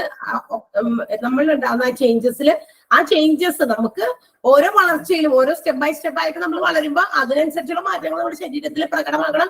ശരീരത്തിന് ഉള്ളിൽ നിന്ന് ഉള്ള ഇതിലും അതുപോലെ പുറത്തുള്ളതിലും എല്ലാ രീതിയിലും അത് പ്രകടമാകണമല്ലോ. അതിലെന്തെങ്കിലും തരത്തിലുള്ള ഇഫക്റ്റ് വന്നു കഴിഞ്ഞാൽ we have to consult the gynaecologist. അപ്പൊ നമുക്ക് അതിൽ എന്തെങ്കിലും പ്രശ്നങ്ങൾ ഉണ്ടെങ്കിൽ അപ്പൊ നമുക്ക് മനസ്സിലാക്കാൻ പറ്റും എന്തുകൊണ്ടാണ് അത്. അപ്പൊ അതിന് നമുക്ക് ഇമ്പ്രൂവ് ചെയ്യാനുള്ള എന്തെങ്കിലും മെഷേഴ്സ് ദേ ക്യാൻ ടേക്ക്, അവർക്ക് എടുക്കാൻ പറ്റുമല്ലോ, അത് വേണ്ടിയിട്ടാണ്. ദെൻ അടുത്തത് ഒബ്സ്റ്റട്രിക്സ് ആണ്. ഓക്കെ, പിന്നെ ഇവിടെ ഒരു കാര്യം പറയുന്നത് ഗൈനക്കോളജി എന്ന് പറയുന്നത് മെഡിക്കൽ ഓർ സർജിക്കൽ തെറാപ്പീസ് ഇവിടെ കൊടുക്കുന്നുണ്ട് കേട്ടോ ഗൈനക്കോളജിയില്. ഫീമെയിൽ റീപ്രൊഡക്റ്റീവ് സിസ്റ്റത്തിന് വേണ്ടിയിട്ടുള്ള അതിന്റെ ഡിസോർഡേഴ്സുമായിട്ട് റിലേറ്റ് ചെയ്ത ഒത്തിരി മെഡിക്കൽ സർജിക്കൽ തെറാപ്പീസ് കൊടുക്കുന്നുണ്ട്. ഇപ്പൊ ചില തെറാപ്പീസിലൂടെയോ അല്ലെങ്കിൽ സർജറീസിലൂടെയോ ഒക്കെ അവർക്ക് എന്ത് ചെയ്യാം, ആ ഇൻഫെർട്ടിലിറ്റി മാറ്റി ഫെർട്ടിലിറ്റി ആക്കി കൊടുക്കാം. റീപ്രൊഡക്റ്റീവ് സിസ്റ്റത്തെ ബാധിക്കുന്ന എല്ലാ ഡിസോർഡേഴ്സും മാറ്റി കൊടുക്കാനും പറ്റും gynaecology. Yes, next one obstetrics ആണ്. ഇതൊരു സർജിക്കൽ സ്പെഷ്യാലിറ്റി ഡീലിംഗ് ആണ്. Caring with the mother, child birth, before, during and after child birth. നേരത്തെ ഞാൻ പറഞ്ഞു, അതായത് കുട്ടി ഉണ്ടാകാൻ തുടങ്ങുന്നത് മുതൽ അതിന് മുമ്പും അതുപോലെ തന്നെ അതിനുശേഷവും ഉണ്ടാകുന്ന എന്തെങ്കിലും തരത്തിലുള്ള സർജറീസ് ഒക്കെ നടത്തി എന്താ പറയാ കൂടുതൽ ഫെർട്ടൈൽ ആക്കി കുട്ടി ഉണ്ടാക്കി കൊടുക്കുന്ന അവസ്ഥ അതാണ്. അപ്പൊ ചിലപ്പോ ചിലർക്ക് എന്തെങ്കിലും ചെറിയ സർജറി വേണ്ടി വരും. കുട്ടികളില്ലാത്തതിന്റെ എന്താണ് റീസൺ എന്നൊക്കെ കണ്ടെത്തി ചില സർജറീസ് വേണ്ടി വരും. അപ്പൊ അതിനു വേണ്ടിയിട്ട് അവരെ പാകമാക്കി അതിനു വേണ്ടിയിട്ട് എന്താ പറയാ ആ ഒരു കണ്ടീഷൻസിലേക്ക് അവരെ ആക്കി കൊണ്ടുവന്നു. ആൻഡ് അതിനുശേഷം പിന്നെ ആ ചൈൽഡ് വരുന്നത് വരെ, പുറത്തേക്ക് വരുന്നത് വരെയുള്ള കെയറിങ് കൊടുക്കും. ആഫ്റ്റർ ബർത്ത് കെയറിങ്ങും പ്രൊവൈഡ് ചെയ്യുന്നു. ആഫ്റ്റർ ബർത്ത് കെയറിങ് ആണ് ഞാൻ നേരത്തെ പറഞ്ഞ എന്താ പറയാ കുട്ടിക്കും അമ്മയ്ക്കും എന്തെങ്കിലും തരത്തിലുള്ള എന്താ പറയാ ശുശ്രൂഷ അല്ലെ, കെയറിങ് കൂടുതൽ ആവശ്യമാണ്. 10-28 ദിവസമൊക്കെ വരെ അത്തരം കെയറിങ്, കുളിപ്പിക്കുന്നതും അവരുടെ ബോഡി സ്ട്രക്ചർ മെയിൻറ്റെയിൻ ചെയ്യാനുള്ള കാര്യങ്ങൾക്ക് വേണ്ടിയിട്ടും അതൊക്കെയാണ് ആഫ്റ്റർ ചൈൽഡ് ബർത്ത് എന്ന് പറഞ്ഞു കേട്ടാ. അല്ലാണ്ട് ജനിക്കുന്ന എല്ലാ കുട്ടികൾക്കും എന്തെങ്കിലും രോഗങ്ങളുമായിട്ടൊന്നും ജനിക്കണമൊന്നുമില്ല. അപ്പൊ കുട്ടികളെ പരിചരിക്കുക, അവരുടെ അവയവങ്ങളൊക്കെ എല്ലാം കറക്റ്റ് നോർമൽ ആവറേജ് ആയിട്ടുള്ള ഒരു ഇത്ര ദിവസത്തെ വലിപ്പത്തിനനുസരിച്ച് ആക്കി വരുന്നതിലേക്ക് മാറ്റുക. അതുപോലെ അമ്മയ്ക്ക് അമ്മയുടെ ബോഡി സ്ട്രക്ചർ മെയിൻറ്റെയിൻ ചെയ്യാൻ വേണ്ടിയിട്ടുള്ള കാര്യങ്ങളിലേക്ക് മാറ്റി കൊടുക്കുക. അതാണ് ഒബ്സ്റ്റട്രിക്സ് എന്ന് പറയുന്നത്. ഇതില് അസിസ്റ്റഡ് റീപ്രൊഡക്റ്റീവ് ടെക്നോളജി എന്ന് പറയുന്ന ഒന്നുണ്ട്. ഇതൊരു സർജിക്കൽ ട്രീറ്റ്മെന്റ് ആണ്. അസിസ്റ്റഡ് റീപ്രൊഡക്റ്റീവ് സിസ്റ്റം ടെക്നോളജി എന്ന് പറയുന്നത് അതൊരു സർജറി ആണ്. അത് നമ്മളുടെ ഈ എന്താ പറയാ ഈ മെൻ ആൻഡ് വിമനിലും ഉണ്ടാകുന്ന ഇൻഫെർട്ടിലിറ്റി അല്ലെങ്കിൽ എന്താ പറയാ കുട്ടികൾ ഉണ്ടാകാൻ സാധിക്കാത്ത പല ഇഷ്യൂസ് ഉണ്ടല്ലോ. ബോത്ത് മെൻ ആൻഡ് വിമനിലും ഉണ്ടാകും. സ്ത്രീകൾക്ക് മാത്രമല്ല പ്രശ്നം ഉണ്ടാകാം, പുരുഷന്മാരിലും കാണപ്പെടുന്ന ഇത്തരം ഇൻഫെർട്ടിലിറ്റിയുടെ കാരണങ്ങൾ കണ്ടെത്തി അതിനു വേണ്ടിയിട്ട് ചികിത്സിച്ച് അവരെ ഫെർട്ടൈൽ ആക്കാൻ വേണ്ടിയിട്ടുള്ള ഒരു ടെക്നോളജിയാണ് assisted reproductive technology. As the word indicates, ആ വേർഡിൽ തന്നെ അത് പറയേണ്ടത് അസിസ്റ്റഡ് മീൻസ് റീപ്രൊഡക്ഷനെ സഹായിക്കുന്നത്, അതിന് വേണ്ടിയിട്ടുള്ള ടെക്നോളജി. അപ്പൊ മെന്നിലും ആ പറഞ്ഞ റീപ്രൊഡക്ഷനിൽ പ്രശ്നങ്ങളുണ്ട് അല്ലെങ്കിൽ സ്ത്രീകളിലും ഉണ്ടെങ്കിൽ അതിനെയൊക്കെ ഹെൽപ്പ് ചെയ്ത് അത് എന്താ പറയാ പ്രൊഡക്ഷനിലേക്ക് കൊണ്ടുവരാം. റീപ്രൊഡക്റ്റ് ചെയ്യാനുള്ള ഒരു രീതിയിലേക്ക് കൊണ്ടുവരാം. അതാണ് ഉദ്ദേശിക്കുന്നത്. ഇതിന് തെറാപ്യൂട്ടിക് ടെക്നിക്കുകളൊക്കെയാണ്, ഒരുപാട് ചികിത്സാപരമായിട്ടുള്ള രീതികളുണ്ട് to improve the fertility and also to give better fertilisation പോലെയുള്ള ചില സർവീസസ് പ്രൊവൈഡ് ചെയ്യുക എന്നുള്ളതും ഇതിന്റെ ഉദ്ദേശമാണ്. ബെറ്റർ ഫെർട്ടിലൈസേഷൻ എന്ന് പറഞ്ഞാൽ എന്താ? ബെറ്റർ ഫെർട്ടിലൈസേഷൻ കൃത്രിമ ഗർഭധാരണത്തിലേക്ക് കൊണ്ടുവരാൻ, ആർട്ടിഫിഷ്യൽ ആയിട്ട് നമുക്ക് ഗർഭം ധരിപ്പിക്കാനുള്ള ഒരു രീതി. എന്താ പറയാ, ഈ സ്പെർമും ഇതൊക്കെ എടുത്തിട്ട് ടെസ്റ്റിസും എടുത്ത് പുറത്ത് വെച്ചിട്ട് എന്താ പറയാ അത് യോജിപ്പിച്ച് അതിലേക്ക് തന്നെ സ്ത്രീകളുടെ യൂട്രസിലേക്ക് തന്നെ എന്താ പറയാ സബ്മിറ്റ് ചെയ്യുന്ന ഒരു രീതി. അത് പുറത്ത് വെച്ചിട്ടാണ് ചെയ്തിട്ട് അകത്തേക്ക് വെക്കുന്നതും. അങ്ങനെ കൃത്രിമ ഗർഭധാരണം അപ്പോഴാണ് പറയാ കുറെ വർഷങ്ങളായിട്ട് കുട്ടികളില്ലാതിരുന്ന ആളുകൾക്ക് പിന്നീട് എത്ര വർഷം കഴിഞ്ഞപ്പോ കുട്ടികളുണ്ടായി ആകാനുള്ള ആ ഒരു ട്രീറ്റ്മെന്റ് ഒക്കെ കംപ്ലീറ്റ് ആകണം. അവരുടെ ഒരു എന്താ പറയാ ഒരു കോഴ്സ് ഉണ്ടായിരിക്കും. അത്രയും അവരെ ആക്കി കൊണ്ടുവന്നിട്ട് ആ ഒരു ഇതിന് ആ ചൈൽഡിനെ എന്താ പറയാ ബെയർ ചെയ്യാനുള്ള ഒരു പാകത്തിലേക്ക് സ്ത്രീകളുടെ യൂട്രസിലേക്ക് കൊണ്ടുവരാനുള്ള ചികിത്സകളൊക്കെ ഉണ്ടാകായിരിക്കും. അപ്പൊ ഇതെല്ലാം കഴിഞ്ഞതിന് ശേഷമാണ് അവര് ഇതിലേക്ക് എത്തുക. പെട്ടെന്നൊന്നും ഓടിച്ചെന്ന് അപ്പൊ തന്നെ ശരിയാകുന്നു തോന്നുന്നില്ല. അപ്പൊ ആ രീതിയിലുള്ള കാര്യങ്ങൾക്കൊക്കെ വേണ്ടിയിട്ടാണ് ഒബ്സ്റ്റട്രിക്സ് എന്ന് പറയുന്ന ഡിപ്പാർട്ട്മെന്റ്. ഇതിൽ ഒബ്സ്റ്റട്രിക്സ് എന്ന് പറയുന്നത് സൂപ്പർ സ്പെഷ്യാലിറ്റി ഡീലിംഗ് കെയറിംഗ് വിത്ത് മദർ ചൈൽഡ് ബർത്ത്, അമ്മയ്ക്കുണ്ട് കുട്ടിക്കുണ്ട്. കുട്ടിയുടെ എന്താ പറയാ പ്രസവത്തിന് ശേഷം മുമ്പ് ആ പ്രസവ സമയവും എല്ലാ സമയത്തും ഉണ്ടാകുന്ന അസിസ്റ്റൻസ് ആണ് ഇതിൽ കൊടുക്കുക. അസിസ്റ്റഡ് റീപ്രൊഡക്റ്റീവ് ടെക്നോളജി എന്താണ്? ART എന്ന് അതിന്റെ ഷോർട്ട് ഫോം പറയാട്ടോ. ART എന്ന് പറയുന്നതാണ് അതിന്റെ ഷോർട്ട് ഫോം. അതെന്ന് പറയുന്നത് എന്താണ്? It's a technology which is developed to find the to make the men and women those who are infertile, അവരെ ഫെർട്ടൈൽ ആക്കി മാറ്റുക. ഫെർട്ടിലിറ്റി ഇല്ലാത്ത മെന്നിനെ ആയിക്കോട്ടെ വിമനെ ആയിക്കോട്ടെ ഓർ ഫെർട്ടൈൽ ആയിട്ട് കൊണ്ടുവരുന്നതിന് വേണ്ടിയിട്ടുള്ള ഒരു ടെക്നോളജിയാണ് അസിസ്റ്റഡ് റീപ്രൊഡക്റ്റീവ് ടെക്നോളജി എന്ന് പറയുന്നത്. Clear? Is it clear? Okay. ബാക്കിയുള്ളവർ ഉറങ്ങാണോ? ഉറങ്ങിപ്പോയോ ഇതൊക്കെ കേട്ട്? ഇല്ല മാഡം. ഇല്ല. ഓക്കെ. ക്ലിയർ ആണെങ്കിൽ ഒരു കമ്പെങ്കിലും ഇടുക അവിടെ. അല്ലെങ്കിൽ ഞാൻ വിചാരിക്കും നിങ്ങളൊക്കെ ഉറങ്ങി 1-2 പേര് മാത്രമേ. Okay, yes. അപ്പൊ now let's see the next department. Neurology ആണ് നമ്മൾ ഇനി പറയാൻ പോകുന്ന അടുത്ത department. What is the neurology department for? എന്തിനു വേണ്ടിയിട്ടുള്ളതായിരിക്കും? Human nervous system. ഓക്കെ, ഉറങ്ങിയിട്ടില്ല ആരും. അപ്പൊ neurology deals with the human nerve system. Human nerve സിസ്റ്റവുമായിട്ട് ബന്ധപ്പെട്ട ഒരു ഡിപ്പാർട്ട്മെന്റ് ആണ് ഇത്. In this department the doctors investigate and also they find treatments for the patients who are suffering from the nerve system. That means brain and spinal cord അല്ലെ, നമ്മുടെ ബ്രെയിന് spinal കോഡുമായി related ആയിട്ടുള്ള അതിനെയൊക്കെ effect ചെയ്യുന്ന പ്രോബ്ലംസിനെ കണ്ടെത്തുക, അതിനു വേണ്ടിയിട്ടുള്ള ചികിത്സാ മാർഗങ്ങൾ സ്വീകരിക്കുക എന്നുള്ളതൊക്കെയാണ് ന്യൂറോളജിയിലെ ഡോക്ടേഴ്സ് ചെയ്യുക, ന്യൂറോളജിസ്റ്റ് ചെയ്യുന്നത്. ന്യൂറോളജിസ്റ്റ് ദേ ഹാവ് ടു ഈ പറയുന്ന ഡിപ്പാർട്ട്മെന്റിലേക്ക് the patients are not directly coming to this department for consultation. ഇവിടെ കറക്റ്റ് ആയിട്ട് നേരിട്ട് ന്യൂറോളജിയിലേക്ക് ചില മിക്കവാറും വരുന്നില്ല. ഇൻപേഷ്യൻസ് ഓർ ഔട്ട് പേഷ്യൻസ് ആരും ആയിക്കോട്ടെ നേരിട്ടല്ല ഇങ്ങോട്ട് ഈ ഒരു ഡിപ്പാർട്ട്മെന്റിലേക്ക് വരാം. ചിലപ്പോ ചില എന്താ പറയാ നമുക്ക് കണ്ടിന്യൂസ് ആയിട്ടുള്ള തലവേദന, അല്ലെങ്കിൽ കഴുത്ത് പെടലി വേദന, അല്ലെങ്കിൽ അങ്ങനെ കണ്ടിന്യൂസ് ആയിട്ട്. അപ്പൊ നമ്മൾ will go for A consultation with a physician. നമ്മൾ ഏതെങ്കിലും ഒരു ഫിസിഷ്യനെ കണ്ടാൽ മതി. എപ്പോഴും തലവേദന, ഓക്കെ, അപ്പൊ നമ്മളൊരു ഫിസിഷ്യനെ കാണാൻ പോകുന്നു.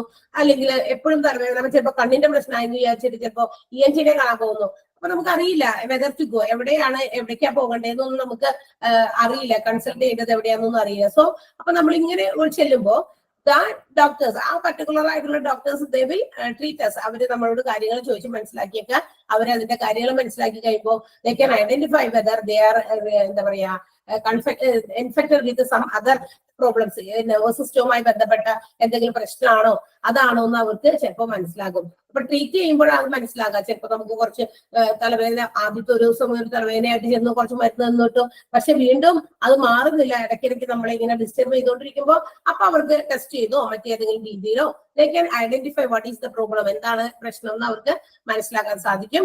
So that they may refer these patients to neurology. അങ്ങനെ വരുമ്പോഴാണ് മാറാതെ ആകുമ്പോൾ കണ്ടിന്യൂസ് ആയിട്ട് പിന്നെ വരും. അപ്പൊ നമ്മളെ എന്ത് ചെയ്യും, ഒരു ന്യൂറോളജിസ്റ്റിനെ കൂടി ഒന്ന് കാണിച്ചേക്കെന്ന് പറഞ്ഞിട്ട് നമ്മളിന്ന് റെഫർ ചെയ്യും.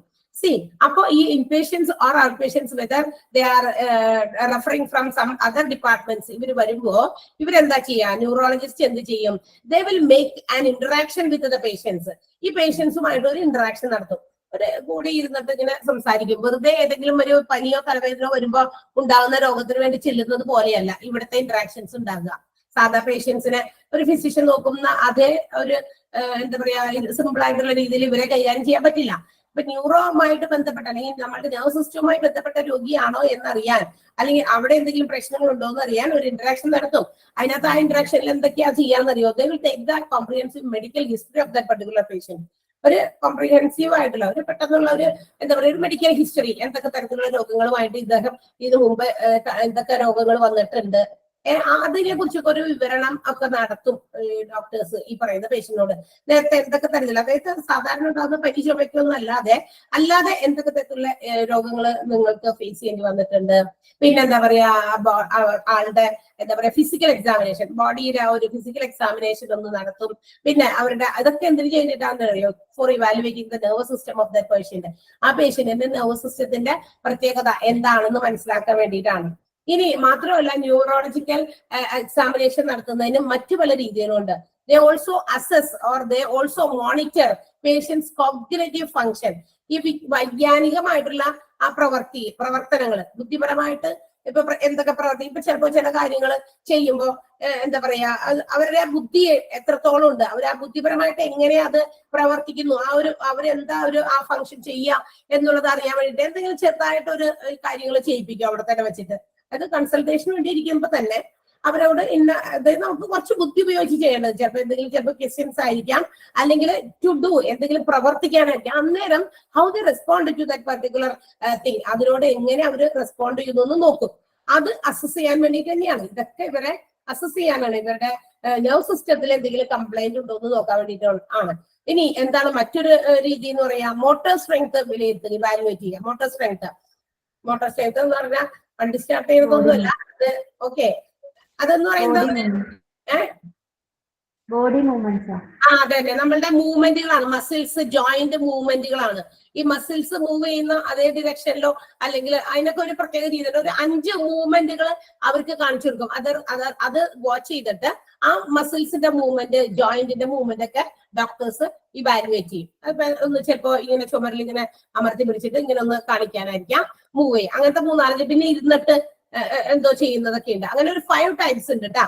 5ഉം കറക്റ്റ് ആയിട്ടുള്ള മൂവ്മെന്റ് മസിൽസിനുണ്ട് അല്ലെങ്കിൽ ജോയിന്റ്സിനുണ്ട് എങ്കിൽ അത് ഫുൾ ഹെൽത്തി ആയിട്ടുള്ള ഒരു ആളാണ്. ബ്രെയിനിന്റെ അത്ര പ്രശ്നങ്ങളൊന്നും ഇല്ല എന്ന് മനസ്സിലാക്കാനായിട്ട് സാധിക്കും. അപ്പൊ ഈ മോട്ടോർ സ്ട്രെങ്ത് 5 രീതിയിലുള്ള ആക്ഷൻസ് കാണിച്ചു കൊടുക്കും. അത് അവര് ചെയ്യുന്നത് വെച്ചിട്ടാണ് അവരുടെ ആ മസിൽസിന്റെ ഒക്കെ മൂവ്മെന്റ് ഡോക്ടേഴ്സ് എന്താ പറയാ ഐഡന്റിഫൈ ചെയ്യുക. അതനുസരിച്ച് അതിന് മാർക്ക് കൊടുക്കും. 5-ൽ 5 ആണെങ്കിൽ ഫുൾ എന്താ പറയാ ബ്രെയിൻ വർക്കിംഗ് അല്ലെങ്കിൽ മറ്റു രീതിയിലൊന്നും ഇല്ല പ്രശ്നം. 0 മാർക്ക് കിട്ടിക്കഴിഞ്ഞാൽ മൂവ്മെന്റ് ഒക്കെ കറക്റ്റ് അല്ലെങ്കിൽ 0 മാർക്ക് ആയിരിക്കും കിട്ടുക. ചിലപ്പോൾ 1-2 മൂവ്മെന്റുകൾ കറക്റ്റ് ആവും, ബാക്കിയുള്ളത് ഫംഗ്ഷൻ ചെയ്യുന്നില്ല. അപ്പൊ 5 ഔട്ട് ഓഫ് എത്ര കിട്ടേണ്ടതെന്ന് നോക്കും. അതൊക്കെ വേണ്ടിയിട്ട് മോട്ടോർ സ്ട്രെങ്ത് പരിശോധിക്കും. പിന്നെ സെൻസേഷൻ റിഫ്ലക്ഷൻ ആണ്, നമ്മൾക്ക് സ്പർശന ശേഷി അതിന്റെ റിഫ്ലക്ഷൻ, തൊടുന്ന ശരീരത്തിന്റെ പല ഭാഗങ്ങളൊക്കെ തൊട്ടൊക്കെ നോക്കിയിട്ട് ഏത് രീതിയിലാണത് നമ്മളെ അത് സ്പർശിക്കുമ്പോൾ മനസ്സിലാകുന്നുണ്ടോ, തൊടുന്നത് മനസ്സിലാകുന്നുണ്ടോ, അങ്ങനെയുള്ള കാര്യങ്ങൾ ചെക്ക് ചെയ്യും. ദെൻ കോർഡിനേഷൻ, ഏകോപന രീതി, എന്തെങ്കിലുമൊക്കെ മനസ്സിലാക്കി ഏകോപിപ്പിച്ചൊക്കെ എടുക്കാൻ പറ്റുന്നുണ്ടോ, എന്തെങ്കിലുമൊക്കെ കുറച്ച് കാര്യങ്ങൾ പറഞ്ഞിട്ട് തിരിച്ച് അത് എന്തൊക്കെയാണ് പറഞ്ഞതെന്ന് ഞാനിപ്പോ എന്തൊക്കെ ചോദിച്ചു, എന്തൊക്കെ മറുപടി പറഞ്ഞു എന്നുള്ളതൊന്ന് ഇവാലുവേറ്റ് ചെയ്ത് പറയാൻ ആ പേഷ്യന്റിന് സാധിക്കുന്നുണ്ടോ എന്ന് നോക്കും. പിന്നെ എന്താ പറയാ ഓൾസോ ദയർ ഡയറ്റ്, പിന്നെന്താണ് അവരുടെ നടത്തിയൊക്കെ നോക്കും. അപ്പൊ ഇത്തരം പ്രശ്നങ്ങളൊക്കെ ഉള്ളവരെ ഈ പറയുന്ന ഈ പ്രൊസീജിയേഴ്സ് ഒക്കെ ചെയ്തു നോക്കി അവർ they can identify whether the person has or the patient has some nerves problems. ഇന്ന് നെർവ് പ്രോബ്ലംസ് ഒക്കെ ഉണ്ടോന്ന് ഇതിൽ നിന്നൊക്കെ മനസ്സിലാക്കാൻ സാധിക്കും. ഓക്കെ, അപ്പൊ ഇതൊക്കെ വെച്ചിട്ടാണ് അവരൊരു പേഷ്യന്റിനെ നന്നായിട്ട് നോക്കുക അല്ലെങ്കിൽ അവരുടെ പ്രശ്നം മനസ്സിലാക്കുക. ഇനി ഇപ്പോ this neurologist will not make any surgery. ഈ ന്യൂറോളജിസ്റ്റുകളല്ല സർജറീസ് ഒന്നും നടത്തുക. They will suffer. ഈ ന്യൂറോളജിയിൽ ഏതെങ്കിലും തരത്തിലുള്ള സർജറീസ് ആവശ്യമുണ്ടെങ്കിൽ എന്ത് ചെയ്യും, they will refer them to the neurosurgeon. ന്യൂറോസർജനെ കൊണ്ടായിരിക്കും അവരത് ചെയ്യിക്കുക. Surgical interventions is done by neurosurgeon. Neurosurgeon ആണ് സർജിക്കൽ ഇന്റർവെൻഷൻസ് ഒക്കെ ചെയ്യുന്നത്. ഓക്കെ, അപ്പൊ നെർവ് സിസ്റ്റവുമായി ബന്ധപ്പെട്ടതാണ്. ബ്രെയിൻ ആൻഡ് സ്പൈനൽ കോഡ് ആണ് ഇതിന്റെ മോസ്റ്റ് അഫക്റ്റഡ് ആയിട്ടുള്ള പാർട്സ് എന്ന് പറയുന്നത്. അവിടെ ഒത്തിരി കാര്യങ്ങൾ എക്സാമിൻ ചെയ്ത് പേഷ്യൻസിന്റെ comprehensive medical history, motor strength, physical examination, gait, coordination, ഇതെല്ലാം ഐഡന്റിഫൈ ചെയ്തിട്ടാണ്, ഇവാലുവേറ്റ് ചെയ്തിട്ടാണ് പ്രശ്നങ്ങൾ മനസ്സിലാക്കുക. സർജറി നടത്തുന്നത് ന്യൂറോളജിസ്റ്റ് അല്ല, ന്യൂറോ സർജൻ ആണ്. ഇത്രയുമാണ് ഇതിനകത്ത് ഇമ്പോർട്ടന്റ് ആയിട്ടുള്ള പോയിന്റുകൾ. ഒറ്റ 2-3 സെന്റൻസ് പറഞ്ഞു കഴിഞ്ഞാൽ. Is it clear? Clear, ma'am. Yes, ma'am. So now let's write down some notes. കേട്ടാ, വേഗം ഒന്ന് അങ്ങോട്ട് എഴുതിയെടുക്കാം. ജനറൽ മെഡിസിനകത്ത് ഒന്നുമില്ല. ഗ്യാസ്ട്രോ എൻട്രോളജി ഒന്ന് വേഗം എഴുതാം, ഹെഡിങ് എഴുതാം കേട്ടാ. ഏത് ഡിപ്പാർട്ട്മെന്റ് ആണെന്ന് ഹെഡിങ് എഴുതണം. ഇന്ന ഡിപ്പാർട്ട്മെന്റിൽ പെട്ട വാക്കാണ് നമ്മൾ എഴുതാൻ പോണേ. ഗ്യാസ്ട്രോ എൻട്രോളജി വേഗം എഴുതണേ. മറ്റു ടീച്ചേഴ്സിനെ നമുക്ക് ഡിസ്റ്റർബ് ചെയ്യാമല്ല. ഇനി ആ ഒരു കാര്യം ഒന്ന് ജസ്റ്റ് വേഗം പറഞ്ഞോട്ടെ, അത് പറയാൻ ഞാൻ വിട്ടുപോയി. നമ്മളിപ്പോ നോട്ട് ഞാൻ ഇവിടെ പറയുമല്ലോ, നോട്ട് പറഞ്ഞു കഴിയുമ്പോൾ ചിലർ cannot catch it as soon as others. മറ്റുള്ളവരെ പോലെ ചിലപ്പോൾ പെട്ടെന്ന് ക്യാച്ച് ചെയ്യാൻ പറ്റാത്ത ആൾക്കാരുണ്ടാകുവേ. അപ്പൊ അവരെന്ത് ചെയ്യണമെന്നറിയോ, നിങ്ങൾ ജസ്റ്റ് ഒന്ന് വെയിറ്റ് ചെയ്യുക. നമ്മുടെ ക്ലാസ് കഴിഞ്ഞിട്ട് നിങ്ങളത് ബാക്കി എഴുതിയെടുത്തവരുണ്ടാകും, അവരിൽ നിന്ന് ചോദിച്ച് മനസ്സിലാക്കുക. അത് ഞാൻ കഴിഞ്ഞ ദിവസം പറഞ്ഞതല്ലേ, പിന്നെ എന്തിനാ പറയുന്നത്? ഇത് പറയുന്നത് ഇച്ചിരി വ്യത്യാസമുള്ള രീതിയിലാണ്. എന്റെ ക്ലാസ് കഴിഞ്ഞപ്പോൾ തന്നെ നിങ്ങൾ എഴുതാൻ നിൽക്കരുത്. ബിക്കോസ് അത് മറ്റേ ടീച്ചേഴ്സിന് അതൊരു എന്താ പറയാ ബുദ്ധിമുട്ടായിരിക്കും. ആള് വന്നു കഴിയുമ്പോൾ ആളുടെ ക്ലാസ് എടുക്കാനാ വരണേ, അപ്പൊ നമ്മുടെ ക്ലാസ്സിലെ നോട്ട് തീർന്നില്ല എന്ന് പറഞ്ഞാൽ അവരെ ഡിസ്റ്റർബ് ചെയ്യണ്ട. അതിന് പകരം എന്ത് ചെയ്യാം, ഈ 2 പേരും ക്ലാസ് കഴിഞ്ഞിട്ട് 3:30 അവിടെ നിന്ന് ലീവ് ചെയ്ത് പോകുമല്ലോ. അതിനുശേഷം നിങ്ങൾ മറ്റേ നിഷാമിസിന്റെ ക്ലാസ്സിൽ ആ നോട്ട് ഒന്ന് കാണിക്കോ, അല്ലെങ്കിൽ എഴുതി തരോ, അല്ലെങ്കിൽ അവിടെ ടൈപ്പ് ചെയ്യോ എന്ന് പറയാം. അത് കഴിഞ്ഞിട്ട് മറ്റേ ടീച്ചറിന്റെ വേണമെങ്കിൽ അത് കഴിഞ്ഞിട്ട് ആ ടീച്ചറിന്റെ ചോദിക്കാം. അങ്ങനെ 2 ക്ലാസ്സസും കഴിഞ്ഞിട്ട് ഒന്ന് എഴുതാനായിട്ട് ശ്രമിക്കാം. അല്ലെങ്കിൽ അത് വരുന്ന അടുത്ത ടീച്ചർക്ക് അതൊരു ഡിസ്റ്റർബൻസ് ആകാനായിട്ട് സാധ്യതയുണ്ട്. Can you follow me? Yes, ma'am. Yes. Gastroenterology. അതില് ഫസ്റ്റ് വൺ എഴുതാ oesophagus. Esophagus, OESOPHAGUS. Oesophagus spell ചെയ്യുമ്പോൾ അതിനകത്തൊരു O ഉണ്ട്. പ്രൊനൗൺസിയേഷനിൽ ഈസോഫാഗസ് എന്നല്ല, ഈസോഫാഗസ് തന്നെയാണ്, പക്ഷെ അവിടെ ഒരു O സൈലന്റ് ആയിട്ട് ഫ്രണ്ടിൽ കിടക്കുന്നുണ്ട് കേട്ടാ. ഈസോഫാഗസ് ഒരു ഹൈഫൻ ഇടാം. A part of digestive system. A part of digestive system. A part of digestive system. Again ഒരു ഹെഡിങ്, ഒരു ഹൈഫൻ കൂടി ഇടാം. എന്നിട്ട് എഴുതാം long tube. Long LONG, long tube that carries food. Long tube that carries food from throat to stomach. Throat, THROAT, throat to stomach. Throttle നിന്നും സ്റ്റൊമക്കിലേക്ക് food carry ചെയ്യുന്ന long ട്യൂബിനെയാണ് നമ്മൾ oesophagus എന്ന് വിളിക്കാം. Then next one, liver pancreas. Liver pancreas.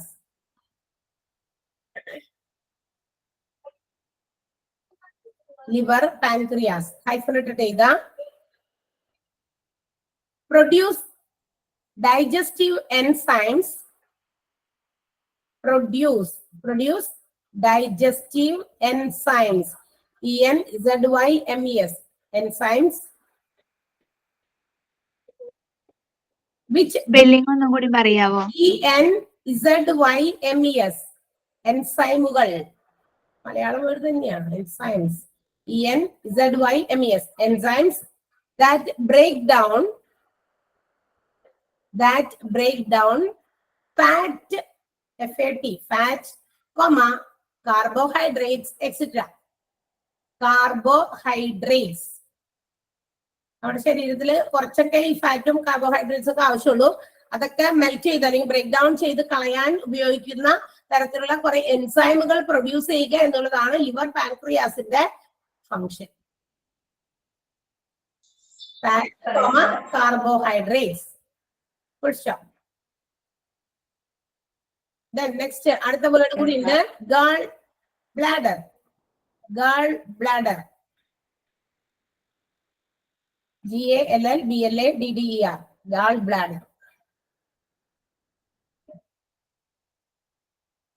ഹൈഫ്രേറ്റഡ് എഴുതാം. Sac located under liver.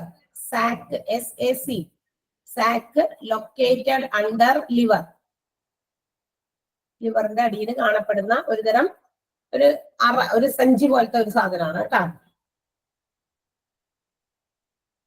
Okay, അടുത്തത് നമുക്ക് എഴുതാനുള്ളത്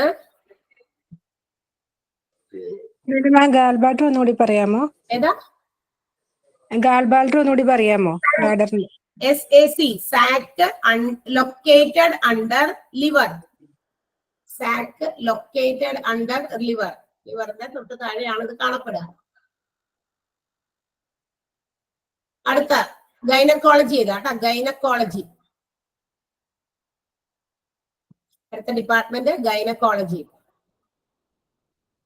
അതില് menarche, MENARCHE, menarche. Menarche and menopause എന്നാണ് പറയുക. ആർത്തവാരംഭം, ആർത്തവ വിരാമം.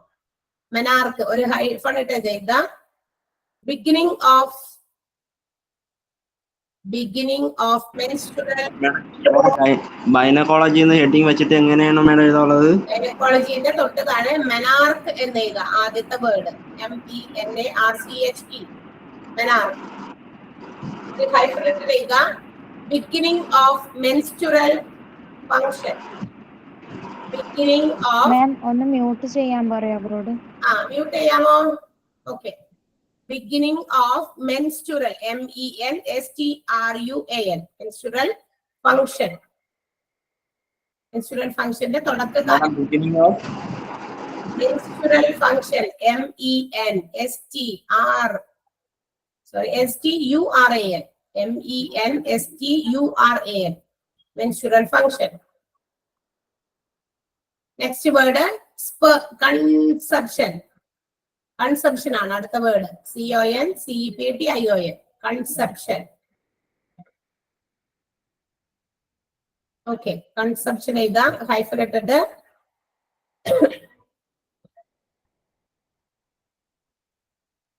sperm fertilization. Sperm, SPERM, sperm fertilization. Sperm fertilization.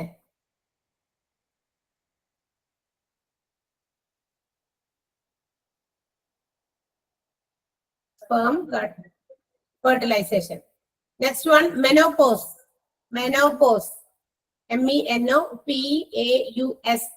Pause means നിർത്തുക എന്നൊക്കെയാണ്. അപ്പൊ മെനോപോസ് നിർത്തലാണ്, അതായത് ആർത്തവവിരാമം. End of menstrual function. End of menstrual function. End of menstrual function.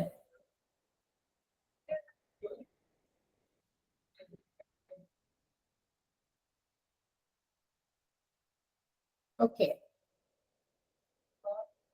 Yes. Next, obstetrics എഴുതാം. Obstetrics അതുകൂടി എഴുതാം. ന്യൂറോളജിയിലെ നമുക്ക് അടുത്ത ദിവസം എഴുതാം. ചെറുത സമയമായിട്ടുണ്ട്. Obstetrics. അതിനകത്ത് വരുന്ന ഇമ്പോർട്ടന്റ് ആയിട്ടുള്ള വേർഡ് ഇതാണ്. Assisted reproductive technology. Assisted reproductive technology. ART എന്ന് ഷോർട്ട് ഫോമിൽ എഴുതാം. Assisted reproductive technology. ART capital ലെറ്റേഴ്സിൽ എഴുതാം, ഷോർട്ട് ഫോം. ഹൈഫൻ ഇട്ടിട്ട് എഴുതാം. Department that deals with infertility. Department that deals with infertility issues. Infertility issues both in men and women. Both in men and women.